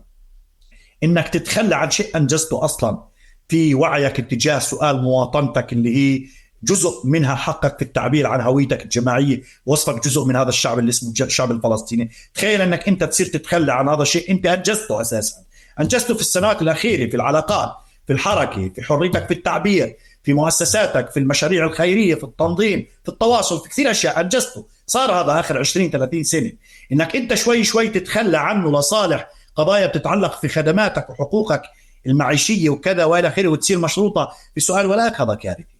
هذا كارثي. ممكن تصل لوضعية فيها إن يجي حدا يقول لك لا بكفيش، يعني الإسرائيليين راح يضلوا يقول لك، من قالوا للعرب ما فيش شيء بكفي، بدك تضلك تشد حالك تيجي آخر شيء بتصيرش ولائك السياسي مشروط، يعني بتصيرش خدماتك أو حقوقك المدنية وحقوقك المعيشية مشروطة بولائك السياسي. بتصير قديش أنت بتخدم أمني، قديش بتخدم المنظومة تحديدا. هذا شفناه في موضوع الجريمة، كيف تم ابتزاز الناس فيه. بمعنى مطلوب من المجتمع التعاون. شو التعاون؟ يعني المجتمع كله يتحول لكتلة من التعاون الأمني مع مؤسسات الدولة وأجهزتها. شفناه يعني كثير. على مستوى قيادات ومؤسسات وأحزاب، شو كمان يعني واضح لي على مستوى أفراد ومجتمع بقضية الأسر، اللي على مستوى أحزاب، تنظيمات، جماعات، مؤسسات، مبادرات، حراكات. احنا بدون 7 أكتوبر كنا بنعاني. بدون 7 أكتوبر يا أحمد كان عندنا، شفنا في السنوات الأخيرة. طيب تعرف احنا على مستوى القيادات والأحزاب تاريخيا، يعني تاريخيا كان الحزب الشيوعي بوصفه حزب يعرف نفسه كحزب إسرائيلي، يعني هو وصفه حزب إسرائيلي اللي كان مشروع له، مجاز له العمل بين الناس، وحزب جماهيري، علما انه فيه ناس وطنيين. هي مهم التأكيد عليها. يعني التيار هذا التاريخ كان تج رموز وقيادات وطنية، لا بل منها مشكل في الهوية الثقافية الفلسطينية. هذا مسألة مهمة. ولكن الحزب يعرف كحزب إسرائيلي. تعرف مرات هن اخوتنا اللي في الجبهة وفي التيار الحزب الشيوعي بقول لك انتوا وين كنتوا؟ احنا كنا ناضل. انت كان مسموح لك انك كنت معرف كحزب إسرائيلي، فكان مشروع انك تشتغل. اي مبادرة للتنظم على اساس هوية عربية كان ممنوع تاريخيا. بالثمانينيات بدأ يسمح في هذا الموضوع. ولكن تاريخيا مين اللي كان قصدي كده؟ كان تعرف ضباط متقاعدين في الجيش الإسرائيلي محسوبين على فئات اجتماعية معينة، هم اللي بادروا لمشاريع فيها دمج وفيها أسرلة وفيها محاولة عملية اندماج وانخراط باشتراطات، يعني بموافق سياسي مشروط. تمام. اليوم لا، ما كنا بنحكي بنقول لك الحزب الحركة الإسلامية الجنوبية تيار، يعني تيار أصيل في المجتمع، شو بدك تخاونه؟ وله شرعية. يعني الانتخابات الأخيرة 200,000 صوت. تمام. هذا كيف أخذ شرعية؟ كيف الإشي بيصير هون؟ هذا مش صوت في داخل عربي في داخل حزب يهودي زي كيف كنا بنعرف تاريخيا. لا، التحول صار أكبر، صار بأفق سياسي. يعني التحولات اللي صارت فيه العقود الأخيرة، بمعنى أن إسرائيل صارت تعيد تعريف فلسطينيتك، إن كيف ممكن تقبلك كفلسطيني بالمعنى الفولكلوري، بس كيف ممكن إنك تشتغل بأفق سياسي صهيوني. ما في مشكلة، أنت ممكن تيار إسلامي بروح على الكنيسة وعنده استعداد يقعد في الحكومة دون ما يوعى شو معنات سؤال الحكومة. ترى في ناس بيجوا بيجاوبوك إنه يعني اللي بيكون بالكنيسة بيوصل لهون. هذا الكلام مش صحيح. يعني على قاعدة اللي بيمشي بالجنازة بيصل على المقبرة. لا، مش هيك الأشياء. احنا كنا موجودين كتجمع وطني ديمقراطي دائما في البرلمان، وقادر انت يعني قادر انت قيم هذا الفصل. بعرف انه صعب، بعرف انه فيه يعني فيه محاذير، بعرف انه ممكن تقع، ووقع التجمع اكثر من مره في موضوع التوصيات وكذا، بس كان في عمليه استدراك سريعه لهذا الموضوع. بس عمليا بدك تروح تقعد بالسلطه التنفيذيه، وفي حدا بعارض بالسلطه التنفيذيه. السلطه التنفيذيه يعني بتمارس اللي بتصنع هاي السياسات وبتنفذها تاريخيا. طب بتقول يا عمي انت مش فاهم شو قاعد بتساوي؟ بنفس الوقت ومتاح له يروح على الاقصى ويبعث طرود خيريه للعائلات ولكذا وللناس في المسجد الاقصى، وبصير يقول لك انا موجود في الاقصى، انت وينك؟ تمام. شو هذا المعنى؟ هذا زي تماما اللي بيكون متعلم كمان وبيجي بيقول لك انا في يوم الارض وكذا وموجود وبنزل على هيك وباخذ معاه اولاده وبزور القرى المهجره في ذكرى النكبه، وحريص على الحمص انه هذا فلسطيني مش اسرائيلي، والدبكه الشماليه والحطه وكل هاي الرموز، هاي كلها بنتجها في سياق مش هويه مسيسه، في سياق وصفه فلسطين خلص تختزل كفولكلور، بينما مساره السياسي بيروح بيعمل توصيه على جامس وعلى كذا. هاي الاشكال الحقيقي في سؤال الاسرى، وهذا شكله في السنوات الاخيره. تمام. الان هذا شيء بتراكم. ما بعد 7 أكتوبر التحدي كبير في هذا السؤال على مستوى الداخل، على مستوى السياسي والاجتماعي يا أحمد، وبالتالي بتطلب يعني أكيد مسؤولية كبيرة من الأحزاب تيار الحركة الوطنية، القوى الاجتماعية الفاعلة، تفعيل كمان المجتمع بالمعنى الآلي لكثير ملفات وكثير تفاصيل. يعني بسياق المجتمع والأحزاب بنفس الفكرة. اليوم عم بنحكي على مبادرات كتيرة لتوحيد الشعب، المؤسسات الفلسطينية، منظمة التحرير، مجلس وطني، مبادرات كتيرة بندعالها وبيانات بتطلع في أفق باللي أنت بتقوله قاعد. يعني هيك مش عم بلاقي مساحة أو مدخل لمؤسسات ال48 أو المجتمع حتى بالسياقات الأوسع اللي بنحكي عنها فلسطينيا. يعني أنت فعليا بتقدرش تكون جزء من منظمة التحرير، صح؟ الله مش توقع صحيح. على كتير بيانات. انت واحزابك فعليا، فانت فعليا حتى المخرج اللي عم بيكون اليوم للشعب الفلسطيني بنحكي عنه هيك. يعني شوي عم بحبط انا يعني بنهاية الحوار، عم بيجيني احباط من حنه حتى المخرج عم بيكون صعب من السياق اللي احنا بنحكيه، لانه ما كانش محل. صحيح صحيح. اقول لك شغله، موضوع منظمه التحرير لما كانت فاعل وكان في منظمه التحرير كانوا عرب الداخل خارجها، تمام. الان احنا منظمه التحرير، يعني انت بتعرف وين وصلنا في الاخر على مستوى كيف تحولت وتحطت في اداء في درج السلطه الفلسطينيه في رام الله وين. بس اليوم اذا حدا بيعمل بكل بيان، الان في مبادرات، الان في مبادرات انت مش رح توقع عليها، بتقدرش توقع عليها، انت بتقدرش توقع عليها. يعني انتوا الاحزاب والمجتمع تقدرش توقع عليها، صح؟ بسقفها. لا لا السؤال ما هو كمان، ما هو احمد، ما هو مش مطروح شو البرنامج على مستوى فلسطيني بشكل عام على اي قواعد. خلينا نحكي في هذا الموضوع على مستوى قبل الداخل، على مستوى المطرح. يعني شو المسطره اللي تمشي عليها تفعيل هاي المؤسسات التاريخيه، سؤال فلسطين وكذا، فيها شيء قبل شيء. شو ممكن تفعيله بايقاف الحرب الاباده في غزه؟ لا، هذا السؤال هو المركزي والاساسي، وكل حدا بموقعه وبالادوات المتاحه عنده، بس ما في قياده معنيه في الموضوع، ما بتملك اراده سياسيه لذلك، بدون تعميم يعني، بس اجمالا يعني المؤسسات، الاحزاب، الكذا والى اخره، الا من رحم ربي يعني. بس على مستوى انت شوف يعني ما هو كيف البوادر للمبادرات الكبيره السياسيه بتبدا في سياق هاي الحرب بوحشيتها والمستمره، وما فيش افق لايقافها، ما في افق ولا اداه ضغط. ما كان في وضع عربي مسبوق احمد زي هيك، الناس منتبه لهذا الموضوع. ما في، يعني الناس مرات تصير تقول لك حياه فلان الرئيس الفلاني والله كان نفس، لكن اليوم لسه حدا بيقول لي يا زلمه، قل لي والله من فتره وانا اترحم على حسني مبارك. خير صار تترحم الناس، شو مشكله؟ صحيح هذا الكلام.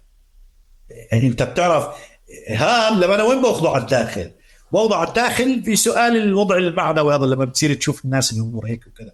بس السؤال كل حدا بده ياخذ اشياء ياخذها كمبرر مشان يعرف نفسه ويتنصل من المسؤوليات التاريخيه، بالذات اللي بيكونوا في مواقع قياديه.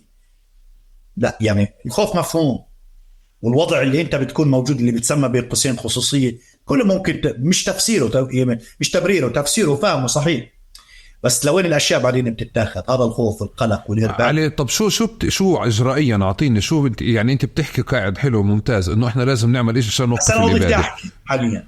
لا مش مهم، ما انت فعليا فاعل، وعرفت حالك بسياق الحلقه باكثر من مكان بانك انت فاعل ضمن اطار حزبي، اطار سياسي. الاطار هذا شو مسؤوليته فعليا بايقاف الاباده اليوم؟ اسمع، اول شغله القيادات، لجنه المتابعه، الناس تشعر انها موجوده بهيك ظرف، تشعر انها موجوده يعني قياداتها بتحكي، تعطي رايها، بتحكي سياسه، مش وظيفتها بتنيم اولاد وبتسكتهن وكذا زي البيبي سيتر، مش هيك يعني بتخوف الناس وبتقلقهن وكذا ونقاشات جانبيه. هي تشعر الناس انها هي كاطار، كجسم جامع تمثيلي، انه موجود وبيعطي رايه، انه يا عمي في حرب ابادي كذا وحشيه بهذا المعنى لازم تتوقف. التفاعل مع هاي الاطر العالميه حتى التواصل والى اخره بغرض ايقاف الحرب، بدك فاعليه الى ذلك، ما في فاعليه.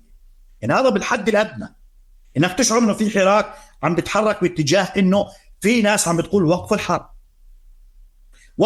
وبامكانك تصيغها بلغه بدون يعني ما تكون حامل، يعني بدون كلفه، يعني انت فاهم علي؟ بدون كلفه، انك انت تدفع باتجاه وقف الحرب. ما في شيء اسمى من انه حدا يشتغل على ايقاف الحرب، تمام؟ يعني هذا ما حدش بيقدر بالدنيا يجي من الداخل حدا يزايد عليه، بحكم وضعيتك، بحكم مكانتك، بحكم سياقك اللي انت بتشوفه. نعم بحكم سياقك الان، ولكن هذا بده بدك تحرك الناس على ذلك. ناس تحكي، تطلع تحكي انه احنا يجب ايقاف الحرب. وبالتالي توعية الناس على السياق نفسه وعلى الحدث نفسه ودورها ومهمتها التاريخية. إن أنا لما بقول جزء من هذا الشعب، طيب كيف شو شكل إنك أنت جزء من هذا الشعب؟ إنه والله إذا بيجوك بس إذا بقول بدنا حملة تبرعات لعائلات متضررة وكذا، وبس في سياق قانوني كذا والى اخره، بتكون بتقدم، انت بتعمل معروف تمام كويس وممتاز والى اخره، بس الناس صارت تعتبر ان هذا الدور كافي والى اخره، واللي علي انا عملته. بس انت السؤال شو اللي عليك تعمله عشان توقف هاي الحرب؟ مين اللي بينظم هذا الموضوع؟ مين اللي يعني مين اللي بيصير له؟ مين اللي بيعطيه لغه؟ مين اللي بيعطيه شرعيه عند الناس؟ الحدث نفسه بعطي الشرعيه، بس مين اللي بينظمه؟ مين بيقود الناس عليه؟ قيادة. بس على الناس تشعر ان القيادة موجودة. يعني مثلا لجنة المتابعة، هي لجنة متابعة احنا بنحكي فيها من فترات طويلة، انه حدا خلص من زي كيف حالة منظمة التحرير لما بنحكي في شيء خلص مفرغ من كل مضمون ومنزوع من كل ادوات فاعليته، تمام. هذا الوضع اللي احنا موجود عندنا. سماشي انت بتيجي بتقول لي رئيس لجنة المتابعة فيش موقف اللي بتلاقيه موجود فيه، صحيح، بس مش انت كشخص يعني بتتصرف، لانك انت السؤال انت هاي المؤسسه كيف ممكن تفعلها وتكون تمثيليه لوضعيه الجماهير وتفعيل الجماهير؟ هذا هو السؤال الكبير. يعني كيف بدها تدفع؟ شو السقف ايقاف الحرب بكل الادوات المتاحه بطريقه سلميه، تمام، وتفاعل جماهيري يدفع باتجاه والتعبير عن انه جزء احنا من هذا الشعب اللي عم بتعرض لاباده. لانه موضوع غزه راح تكون مآلاته خطيره جدا على الجميع. احمد علي، ربنا يسلم، ممنون لك على هذا الحوار، هذا الاشتباك يعني، هاي الافكار.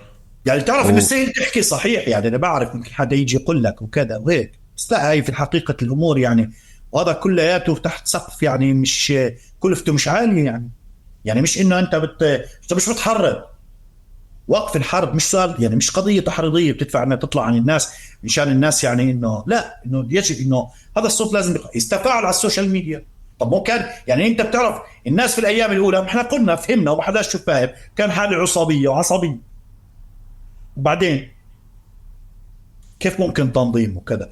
غياب المؤسسات والقيادات في هذه الوضعيه او تراخيها او تلكؤها او خوفها هي نفسه، يعني كمان مش بنفس مزاود الواحد قاعد بيحكي، بس يا اخي في مسؤوليات. يعني لما بنفس وصفي انت عم توصف حالي وفعليا هيك الاشي اشكره. يعني انت بتيجي تقول لي طيب يعني انا مش في موقع قيادي بس في موقع مسؤوليه برضه كفلسطيني، حكم دورك في الحياه وفي المجتمع. بس المؤسسات وقياداتها لا، في مسؤوليه تاريخيه، في مسؤوليه تاريخيه. شو المطلوب ايقاف الحرب.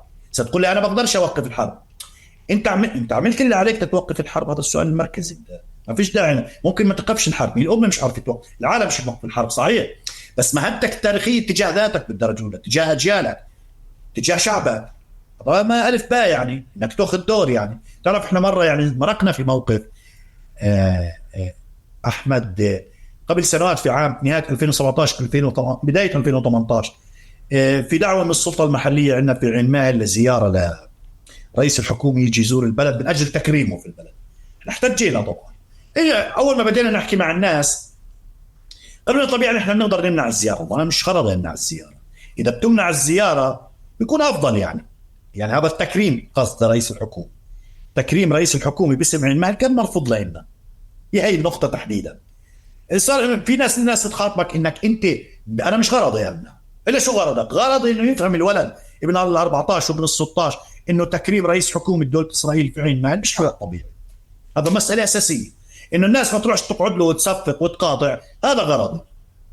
يعني السؤال انه بتعرف يعني هون القيادات هي خلص مصره تشوف حالها تحت الحدث. يا عمي تمام، بس في شيء، في واجب، في دور اتجاه ذاتك، اتجاه اجيالك، اتجاه مجتمعك وهويتك وسؤالك، اتجاه شعبك، لانه الموضوع مش راح يخلص، ما راح يخلص. الحدث كبير والفاجعه كبيره يا احمد. اللي بيصير يعني انا بصير مش على مستوى الداخل، انا بقول لك بس الداخل فيه مآسي يوميه. يعني تعرف احمد احنا بالايام الاخيره من بعد 7 اكتوبر القتل اليومي ما حدا بيجي يصير الجريمه، بطل سؤال، بطل حدا يعد. او اللي عرفت انه في ازدياد حتى عن السنه الماضيه عن ما قبل 7 اكتوبر. في ازدياد بس بطل حدا يعد.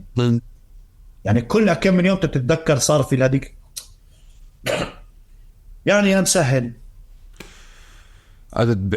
احنا فعليا رح نرجع انا وياك نخوض هذا الاشي على هدات بال ان شاء الله، كمان حوار في تقارب هذا واعد، لانه انا وياك كنا متفقين ما قبل 7 اكتوبر يعني. حوار اخر وهذا الكرب على ان في غزه مرفوع. يا رب يا رب. يعني انا انت وفي هيك مجموعه من الحوارات والحلقات من ابتداء من كل حلقه بعد الحرب الواحد هيك بقول يا جماعة انه ان شاء الله بنرجع نلتقي بظرف افضل عشان فعليا نخوض اشياء اكثر من فكرة عجزنا او ليش بنعملش، نخوض شو بنساوي اكتر. يعني هيك اعتدنا بتقارب. بس يمكن اليوم يعني واحد من الأسئلة اللي باعتقاد كتير كتير كتير كتير مهم إنه نناقشها زي ما هي بموضوعية. ممنون لك إنك يعني أخذت على عاتقك أول شيء، ما قلت لكش هذا التلفون، جريء إنك تطلع الحوار هذا في الوقت هذا يعني وتحكي هذه الأشياء كلياتها. وانت جزء من الحالة اللي بتحكي عنها، يعني جزء من المجتمع، جزء من الحالة السياسية، يعني وجزء من هذا كله. ليبات وكذا وحشي. قلت لك أحمد يعني هو في شيء ممكن علي لا انا مش من السويد، يعني مش بعمل مقارنه مع الاباده، بس بعمل مقارنه بحاله عامه موجوده فيها عدم الفعل، عدم التعبير، عدم المشاركه او اللي تخبي. يعني هيك من انك تسكر السوشيال ميديا او ما تحكيش اشي، او انك انت خلص يعني مش موجود بالمنطقه. ففي ناس فعليا عم بتجرب منفتح على التفكير للحديث للشغل، فهذا بحد ذاته باليوم يقدر، ومش بمقارنه مع الاباده. فيعطيك ألف عافية وبالتوفيق يا أحمد، وشكرا جزيلا لك. إن شاء الله يا رب نكون بخير، وإن أهلنا في غزة وكل عموم شعبنا يكونوا في خير. يعطيك ألف عافية.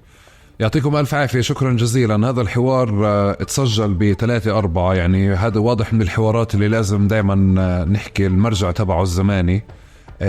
بنتمنى فعليا نرجع نخوض هذا الحوار والحالة في 48 صارت أوضح، تتحرك بشكل أفضل، والواقع فعليا اللي موجودة فيه الإبادة اللي بتصير على أهلنا بغزة تتوقف بكل شكل وبأي شكل من الأشكال، ونرجع نخوض أسئلة يعني أكثر تقدما من حالة الأسئلة المحبطة هذه اللي بنخوضها وخضناها.